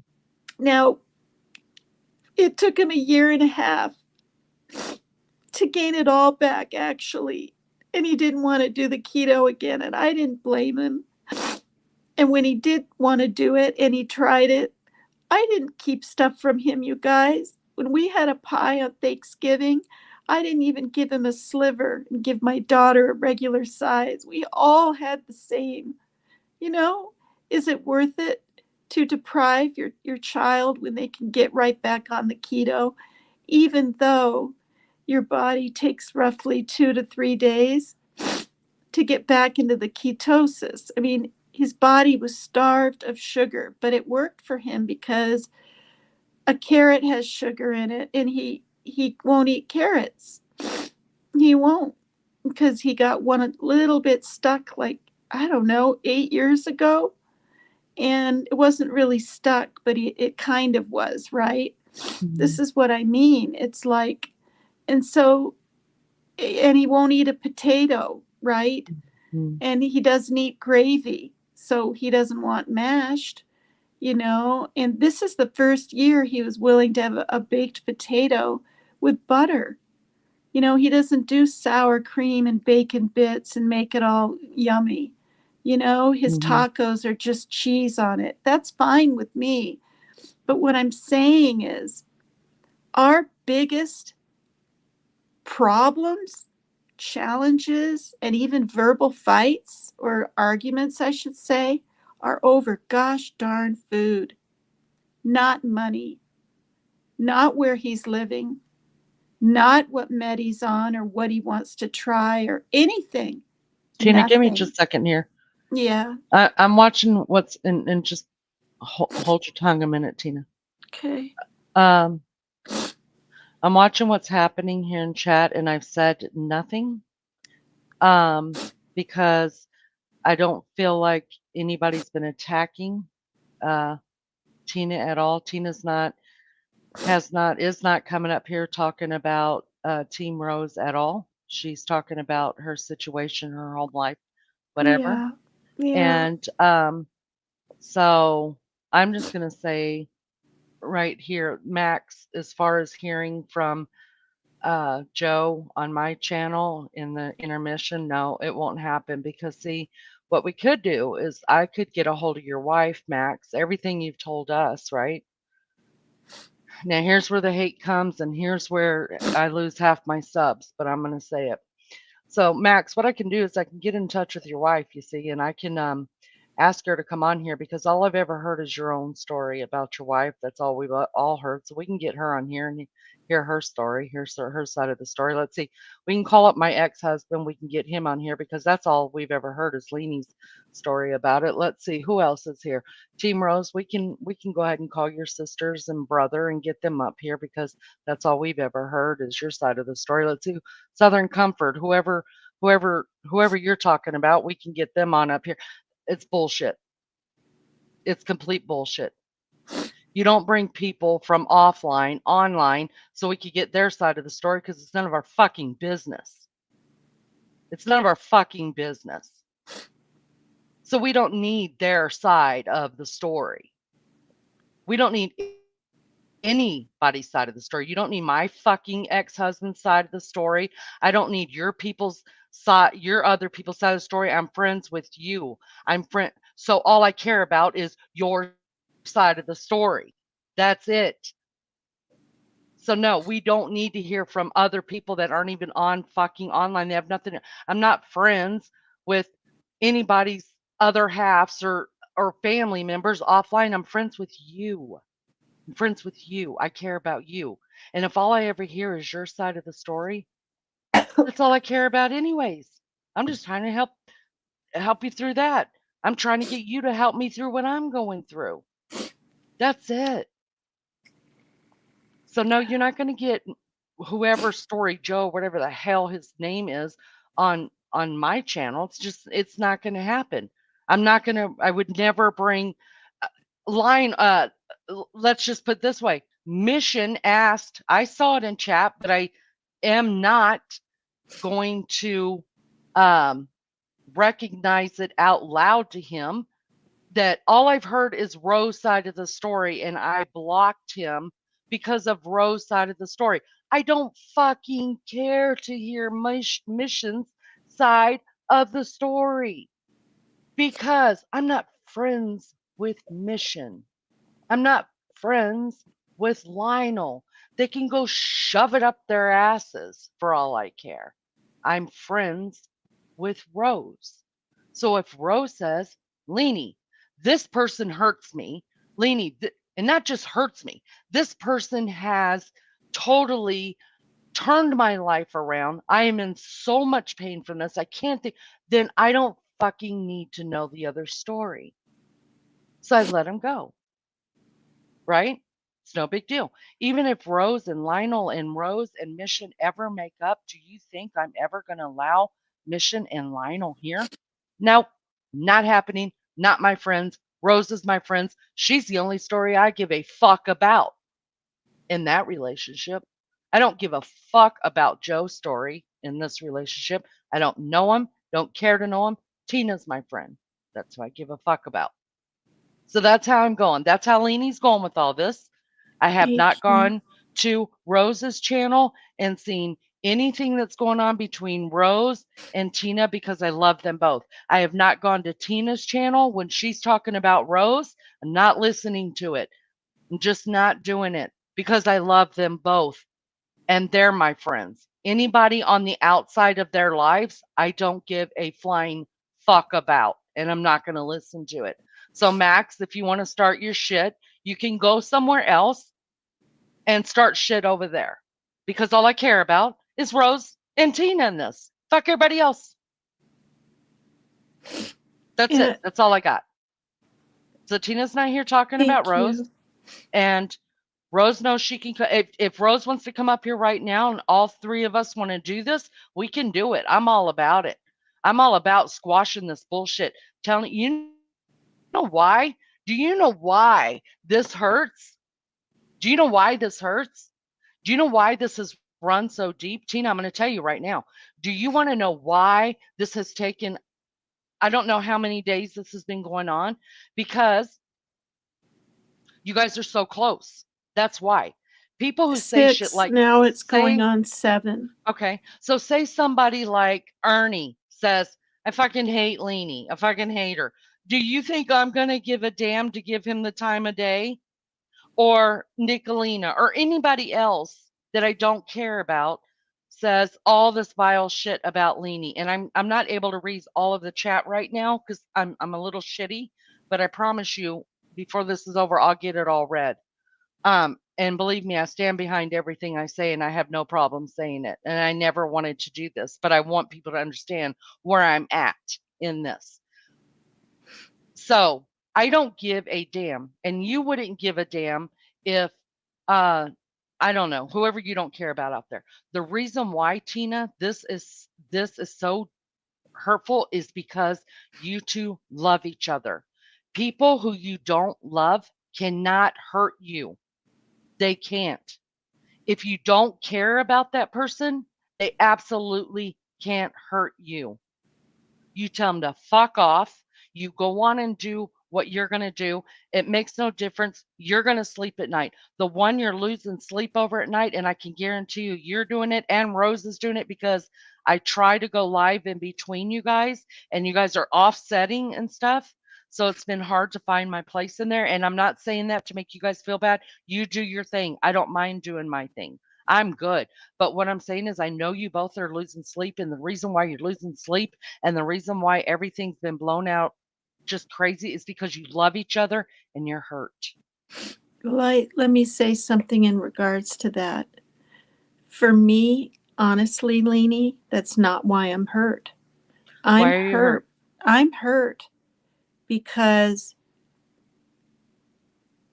this is a whole new level of someone trying to hurt me, and it makes me that I've never experienced. Not with the cyberbullying, when I was over on that other creator's channel and dealing with people here and there and whatever, right? This is a different kind of level of hurt. I want to say evil, but I just did, but I'll rephrase and say level of hurt. And because of that, Leanie, it makes me really think back on times when I was feeling. Okay, hold on right there, right there, right there, right there. I have to respect this. Tina, I love you. I really do. Mhm, And I'm mhm. going to respect this because I would ask the same of Rose, and I do see it. I didn't know Team Rose was still here, Oh, but she's here. She's in chat. yes. But I Oh, do want to say this. I absolutely do not mind getting on panel with both of you. Even I would personally, I think we should do it in private. I don't think none of these people that are sitting on the side, the 74 people that are here in my chat that are never here in my chat, that are only here because you're up on my panel and they know Rose is over here. So they're here mhm. just for the train wreck. You know, that's always fun. It's always fun to watch a good train wreck, Yeah, yeah. right? So I see 74 and 75 people. Welcome. Take a like for me. Why don't you sub up? But anyways, Well, let me I would let love to do this with both of you privately if you wanted to, but I don't want I don't to. I I want to say, Leanie, I don't want to, and I don't think I Okay, want to you don't. do it publicly, and I'll tell you why. I'll tell you why. I'm not going to sit here and bash her, but I'll tell you why. If we do it privately, because I've seen so many things embellished and twisted and made into what she wants people to believe. Okay. And people that love her in her chat or not even in her chat have to believe it, or Okay. then they've been duped. Okay, then Now, let oh, hold on, hold so on. We're that's gonna the thing. But if we do it on live, right, then it's just going to turn out to be a shit show because I tried going up on her panel now 2 different times in less than a week, and I was denied. And I know Okay. why. Okay, so we're She gonna stop doesn't right want there. to Hold on, hear hold on, my hold on, hold on, side. hold on, hold on, hold on. We're gonna stop right there because I don't want to talk about Team Rose, Okay. and I don't want Team Rose coming up here and talking about Tina. Now I will talk to you about you Mm-hmm. and like what's going on at home, how I will just listen. I don't mind just listening, like when you're talking about your son. I love that. I love that, but I don't want. I love both of you. I You understand. You and you know, guys know that. yeah. And I never meant for this chat to ever hear my bullshit because I can get ugly with it, and I Mm-hmm. don't want to get ugly ever about this. But I love you both, and I that's why I'm saying I think we have to either just separate and block each other. And unfortunately, that is going to cause people to make the choice. But I've done that. Okay, You have mean you block from where? blocked Team Rose? From where though? I don't know. Ever seeing her live, seeing her channel? Well, No, I you didn't know. watch 3 of them because I was so behind and I was busy and I was tired and I was feeling half sick. But then when I Yeah. heard from everybody under the sun, including people in Messenger, and say, "Oh my God, I can't believe this," blah blah blah, or I would just go into Ernie Shell's and try to be in his chat and hear things. So that's the thing. You know you can try to ignore this, but when the mob mentality starts happening, I mean, I told my chat, Leanie, 3 days ago, we're not going to talk about this. We're not going to do the tit for tat. If somebody comes in and they're just friends, right, with Rose, we're not going to go, oh, get out of here, or, you must be a Mhm. piece of, you know what I'm saying? Mhm. Mhm. So, But I but I think don't see that happening, in all honesty, at all. I see it being almost egged on and appreciated. And this is why I was having a moment where I felt like I wanted to go up on her live and just literally talk. Not with mhm. Shannon. I already did all my Okay. So things. okay. So I don't want to get back because Yeah. before I don't want to do it. I don't want to do it. And I see Team Yeah. Rose said you clearly keep talking about me. No, at the time when she was just talking, she was actually talking about her live and how she said that she was not wanting to talk about it anymore and she was trying to tell her people and the mob mentality and all that. But here's the deal. Here's what's got to happen. You guys have either got to, and I felt like when it first started happening, I really felt like it would fizzle out and it would be good. And, Hmm. women do women things. And then I thought, well, maybe it won't. So here, this is, we've only got, there's really only two choices here. Two choices. One of Hmm. them is that you and Rose talk about it somehow, some way, or you both block each other and not have anything to do with each other. But that's going to involve your subs because your subs are going to have to make decisions on who they're going to go support.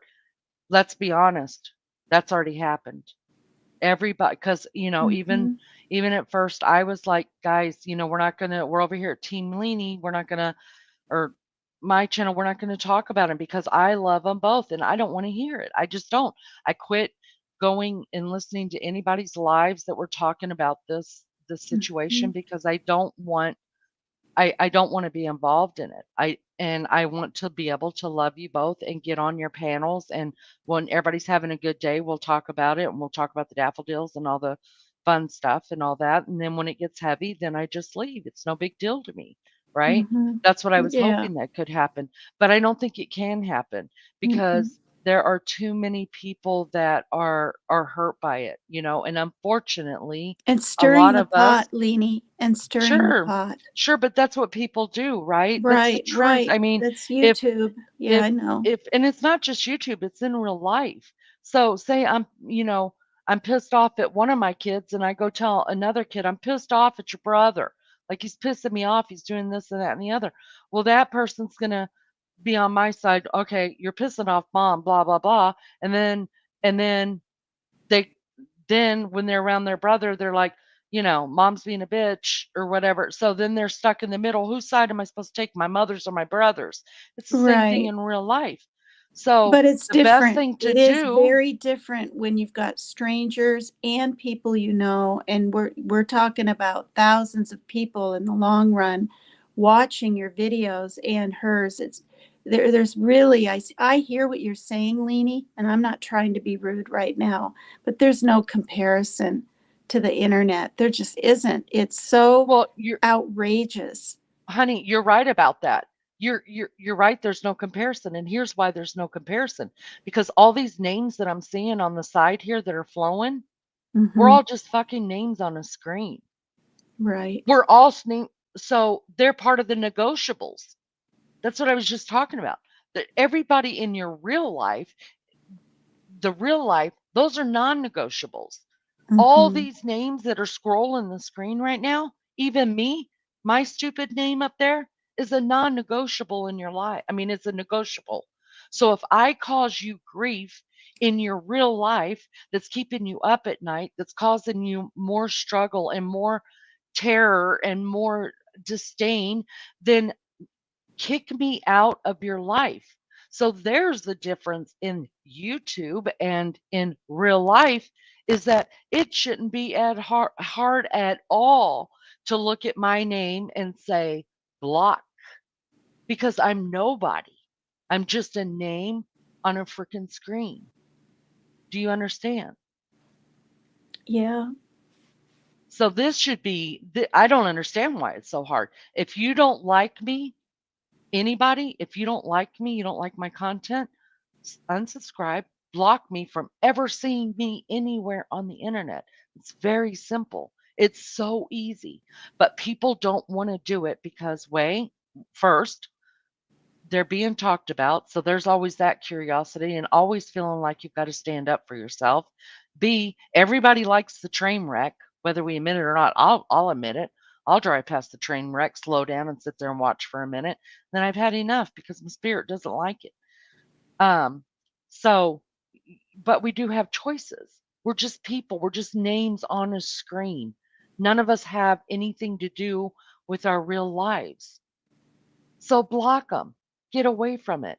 Eventually, somebody else is going to piss somebody else off, and your name's not going to be brought up anymore.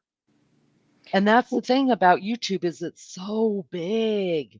That's You could not what's happened to me, though. That's what not. Dolly Vision was hoping for, Leanie. I swear to God, 3 months went by. I Did anybody actually, block? Be what? honest. Did What? anybody do any blocking? Blocking, who? What? So you're saying that happened with Dolly Vision, like your name was Yeah. still drug, la la la. Did you block anybody? No, I couldn't even go and chat. I heard it from the outside. I could Uh huh. never go back. He wanted me back. I've said Oh, this a million times, but it didn't die. The longer I was away, the more the snowball grew. And right. I told Jimmy, I said, the longer I'm away, the more so-called ammunition there will be against me. And that's exactly what happened. And it was before Thanksgiving. It was like November 8th, clear to January, the middle of January. I was like, no, I don't even need to be in any of his chats. For one, it won't be fun anymore, right? I don't have to go up on panel. That's not necessary. But I wasn't even allowed to be in a 20 people in a little side chat. And that's okay. As long as Jimmy wasn't mad at me and, he still considered me a friend and things like that, I was fine. He said, "Go do your live, do your live." And I was like, "Well, I don't I mean, it's so that's the thing. It's like and in the middle of all that, I actually took a break of I think it was 6 weeks. It's like a month and a half. I just took a break and I wasn't making lives or anything. And it felt good and all. But I came back and I did my lives and I was renewed and I strengthened myself. But what sucks is just like what Rose said. She brought people to my channel. I've brought people to hers, but I don't feel used. She does. And like I'm Okay. obligated. There's Okay. this Wait. obligatory thing. Wait. So, I'm going to play devil's advocate every day of the week. We Mhm. don't really know that Rose feels used because we're not Rose. She So we said can't. it. You Okay, I haven't don't. heard her Yeah, lives. I You haven't admitted heard to lives. that. Yes, absolutely. So unless she said, if she said it, then okay, I'll go with it. But what I'm saying, let's get back to Dolly Vision in just a second because I'm going to use this Mhm. as an example, but I need you to really focus and to have a really try to understand what I'm saying. So you say from Dolly Vision, you for 3 months, you were dragged Mhm. through the mud. You were made to feel like a piece of shit. They wouldn't leave you alone. The mob mentality went after you, la la la, all this other stuff, right? They made your life a living hell, correct? Was I correct Y- in hearing that right? yes, because even if it was just 3 or 6 or 9 women in his chats, Mm-hmm. um it was out everywhere else. There Right. was one time when I turned my comments off, so when things were getting bad enough. So, Ah, yeah, at the so, comments after my program, but I'm not dealing with that problem. I have but maybe 2 people out of, I don't know, 80 comments or whatever, so I just remove them when they're that right. nasty, like you suck as a mother and you're living off SSI, da da da. I just remove it. I'm fine with that. Yeah, What hurts is the extent that people are willing to go to fucking hurt, period. And I won't say anything more about it. I know thank no you. one wants to pick sides. Thank you. So yeah. But so what I'm saying is back to the Dolly Vision thing. So it lasted for 3 months.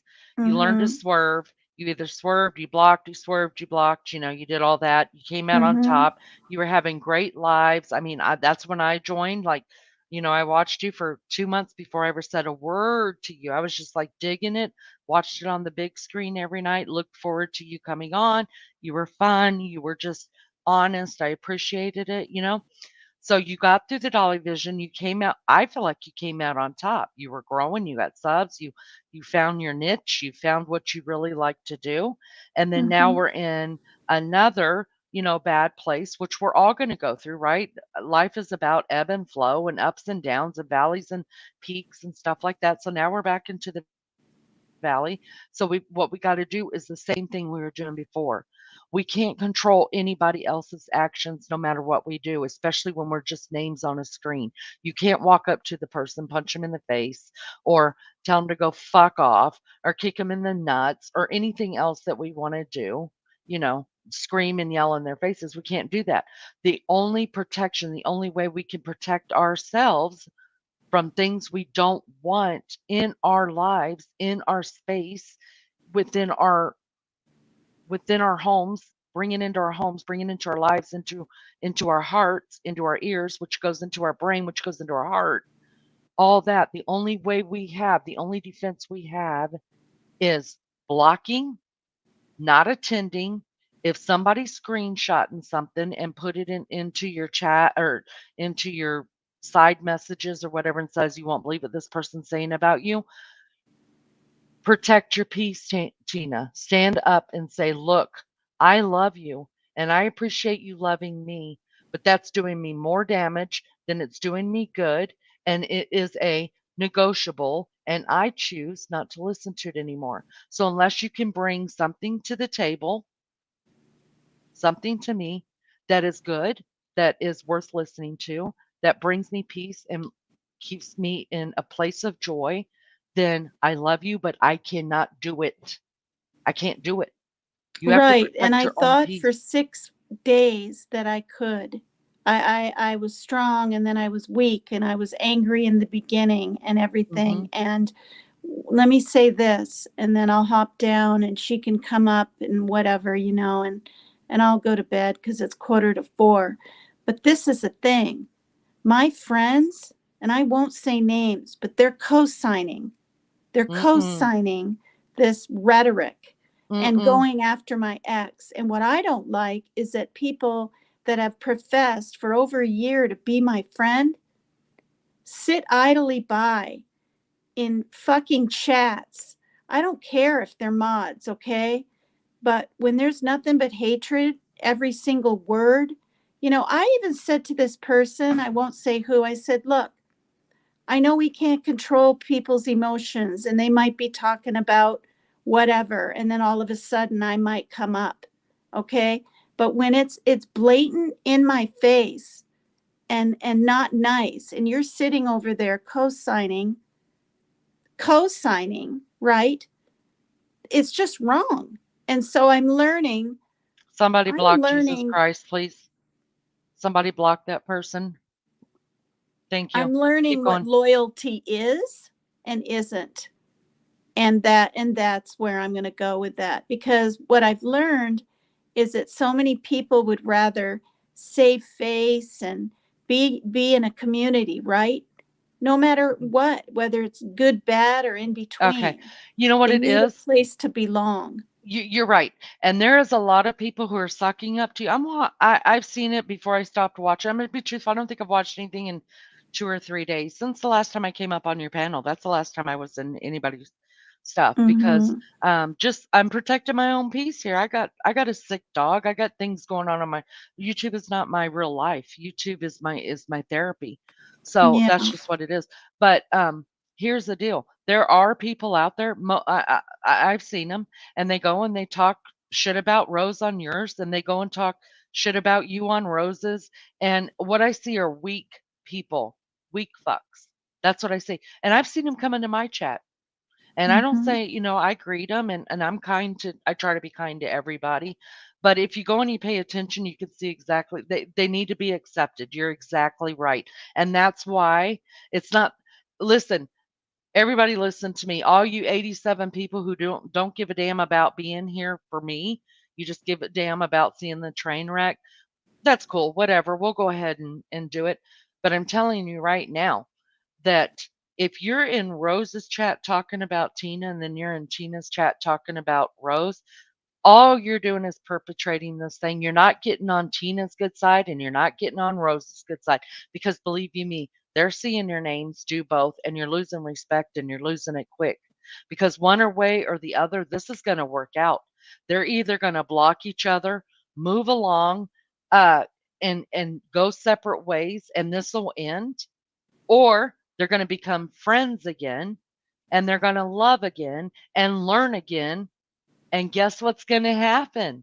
Guess who's going to be out in the call? See, I'm smiling. I don't know if you can hear it in my voice, but I'm smiling because it makes me want to giggle inside that people who are talking shit about Rose and Tina's and people who are talking shit about Tina and Rose, those same people, guess who's going to be kicked to the curb?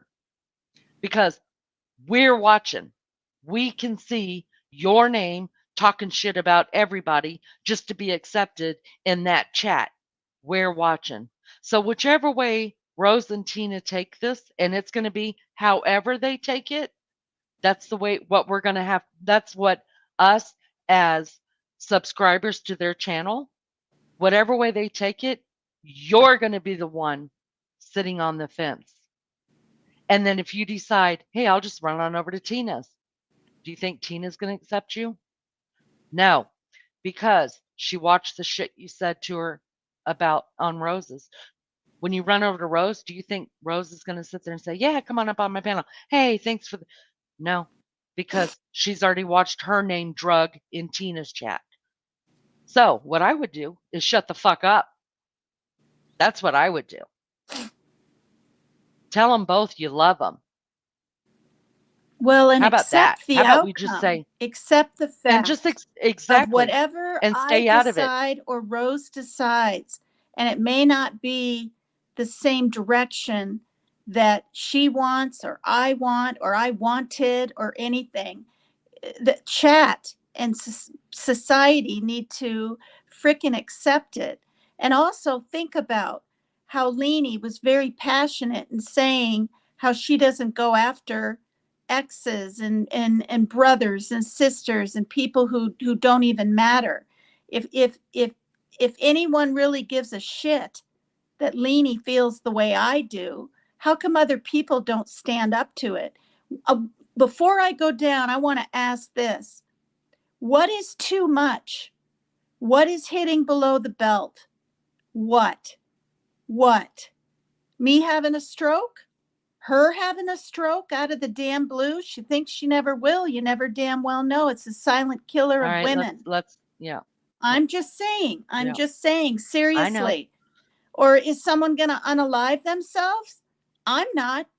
I'm sure as heck not. And I highly doubt she will.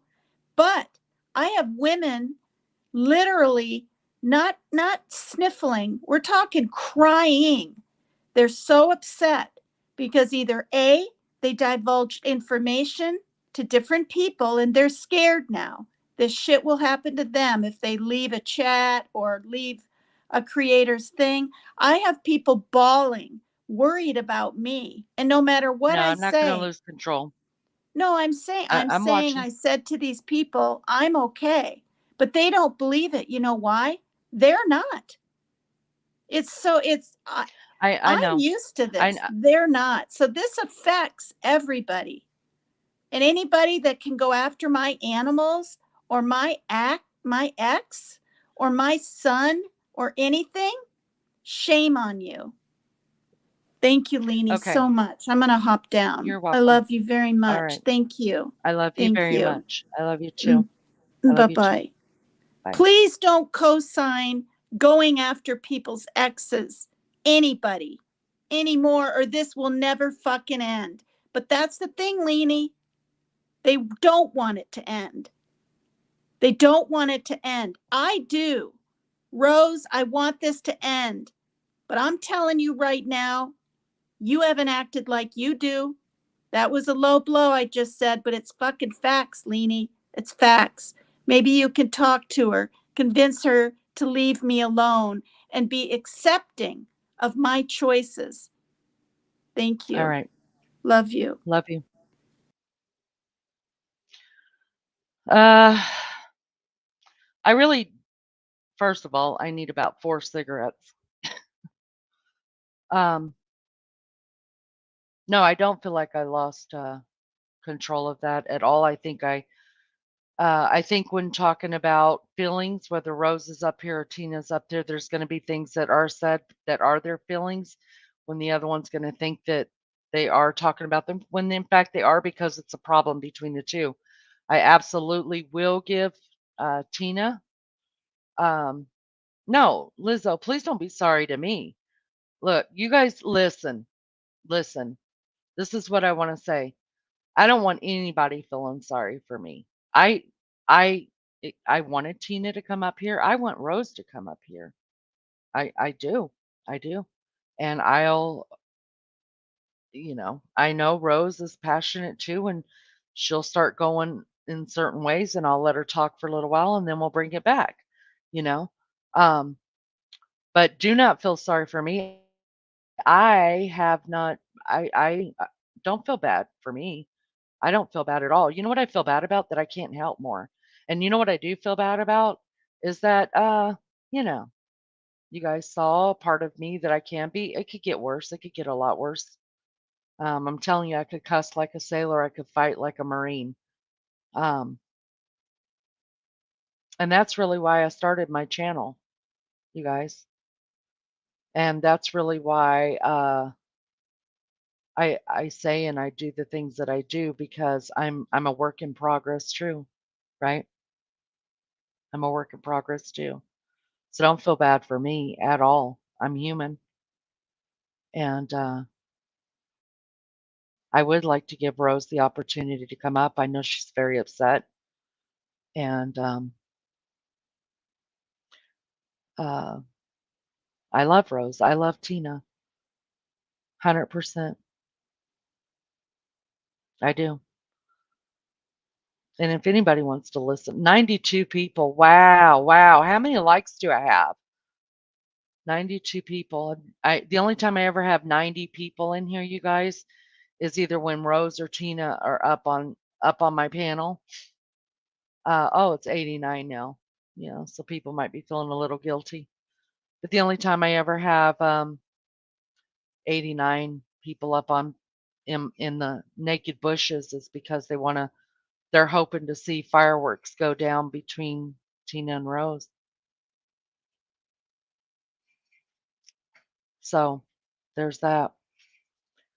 But I hope you guys respect me enough that are up there in the bushes to hit the like, maybe subscribe. Um, that would be nice. And listen, and I'm gonna hold this open for a little while just to see if give Rose time to process. And if she has any that she wants to come and talk about, she can. I've missed a lot of chat, you guys. But believe you me, I will go back and read all of my chat. And I respect everybody's opinion to have an opinion. I do. I respect everybody's opinion to have an opinion. All I'm saying, guys, is you need to be real careful. Listen, if you're Team Rose, you go Team Rose. Hold up that flag as high as you can and you wave it back and forth. And I will stand up for your right to do it. If you are PCT's committee over there, you grab her flag and you wave that thing high and loud and proud. And I will believe and support you for doing it. But I don't support people who will talk shit about one in one chat, and then that same person goes over to another chat and talks shit. You're a pussy. You're chicken shit. I can respect people that take sides much more than I will ever respect somebody for sitting on a fucking fence and causing problems. That's the truth. Because the truth is, what I've seen from a long time ago, you see, is uh, there are people out there that do not, absolutely, for whatever reason, I haven't figured it out yet, but for whatever reason, do not want Rose and Tina to be friends. Why is that? Why don't you want them to be friends? Mission, Lionel, I I think they're leading that pack. That's just me. I've seen no proof of it, but I have seen proof that there are people that do not want these women to be friends. Why? I think I know why Mission and Lionel don't want them to be friends. They'd rather use them against each other and weaponize them against each other because they're sitting back laughing at them. That's what I think's going on. Content. How many content creators are just laughing their asses off at Tina and Rose, saying, "Oh, I support you, I love you, and I'm on your side, and let's go." No, they're not. They're fucking using it as content because they have nothing else to say. Because they're pieces of shit.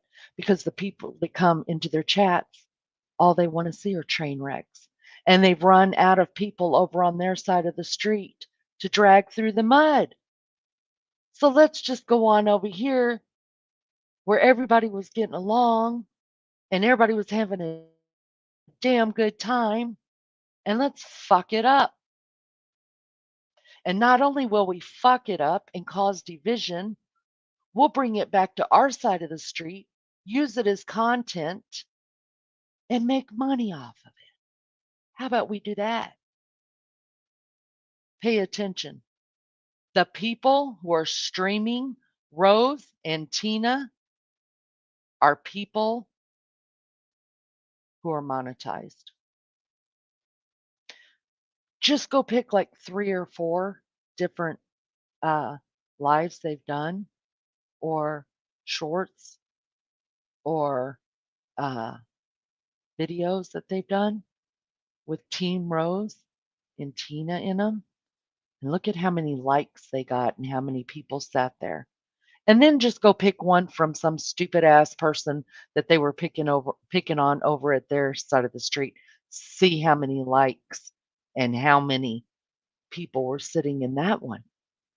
I guarantee you it's much higher coming from this side of the street.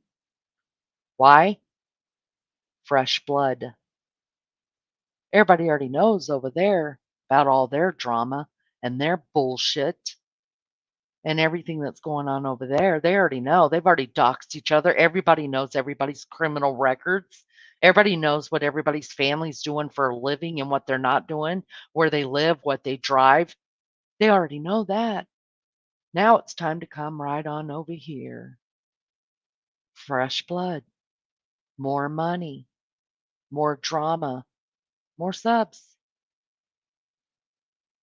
while it tears our community apart. So you guys make the decision. 95% of the people that I came here where were subs to Rose and Tina. They had very few subs that were their own, that, didn't visit each other's. But they would have eventually found each other, right? Probably 98% of my subs come from one or the other. And I'm sure when I go to look on it, uh, find out my subs, I'm sure I'm sure I'm under 300 now. That's cool. I don't care because I'm not here for all that.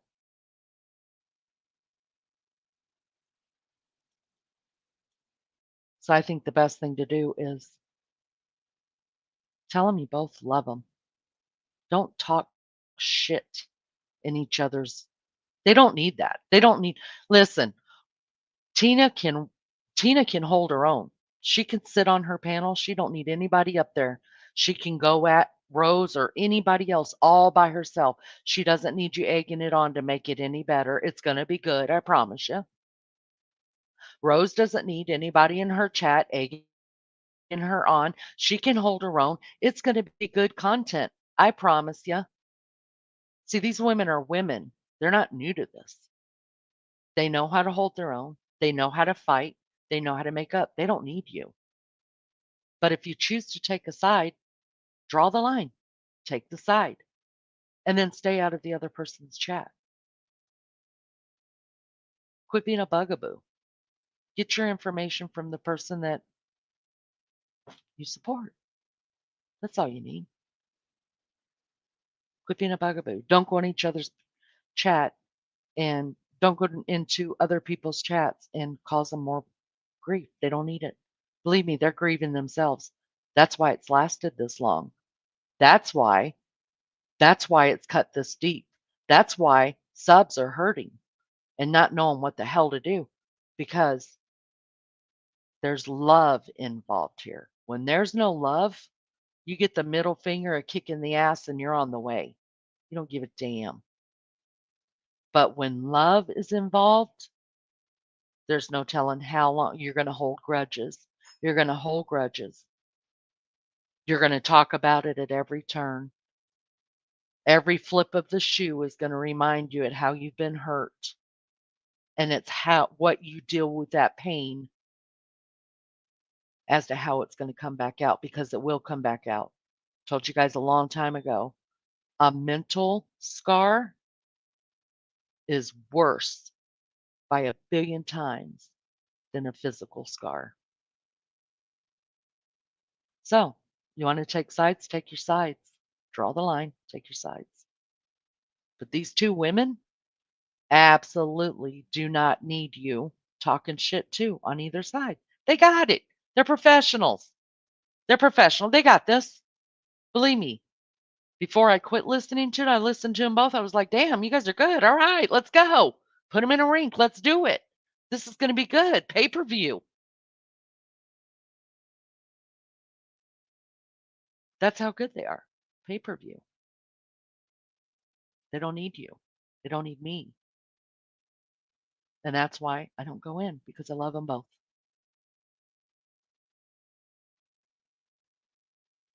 So you make your decision. And the ones that are going to travel to each chat and talk bad about the other person, you're shitty people. You're shitty people. Congratulations. You get the shitty person award for today and tomorrow and every day you do it. But I'm telling you, one way or another, this will be resolved. They will quit talking forever. Then we have to draw the line, pick a chat. Or they're going to make up and they're going to remember that your name was in both of their chats talking shit about them. And you're the one that's going to be left out. That's how this happens. I'm telling you, that's how it happens. In the end, it's going to hurt you the most, not them. All right, guys, I'm going to get off here. I love you. I'm sorry for all the cussing. Sorry for all of that. I would absolutely, whenever Rose starts to feel a little bit better, talk to her. Let her get some things off her chest. I don't know what else to say. I love you all. I'm sorry for the ones that uh, that are probably going to unsubscribe. Maybe one day you'll learn to like me or whatever. I don't know. But if not, I'm good. I'm good because I'm just a name. That's it. You see that name right there? Leedy. Just a name on the screen, you guys. Just a name. I love you guys. Love you all so much. Good night.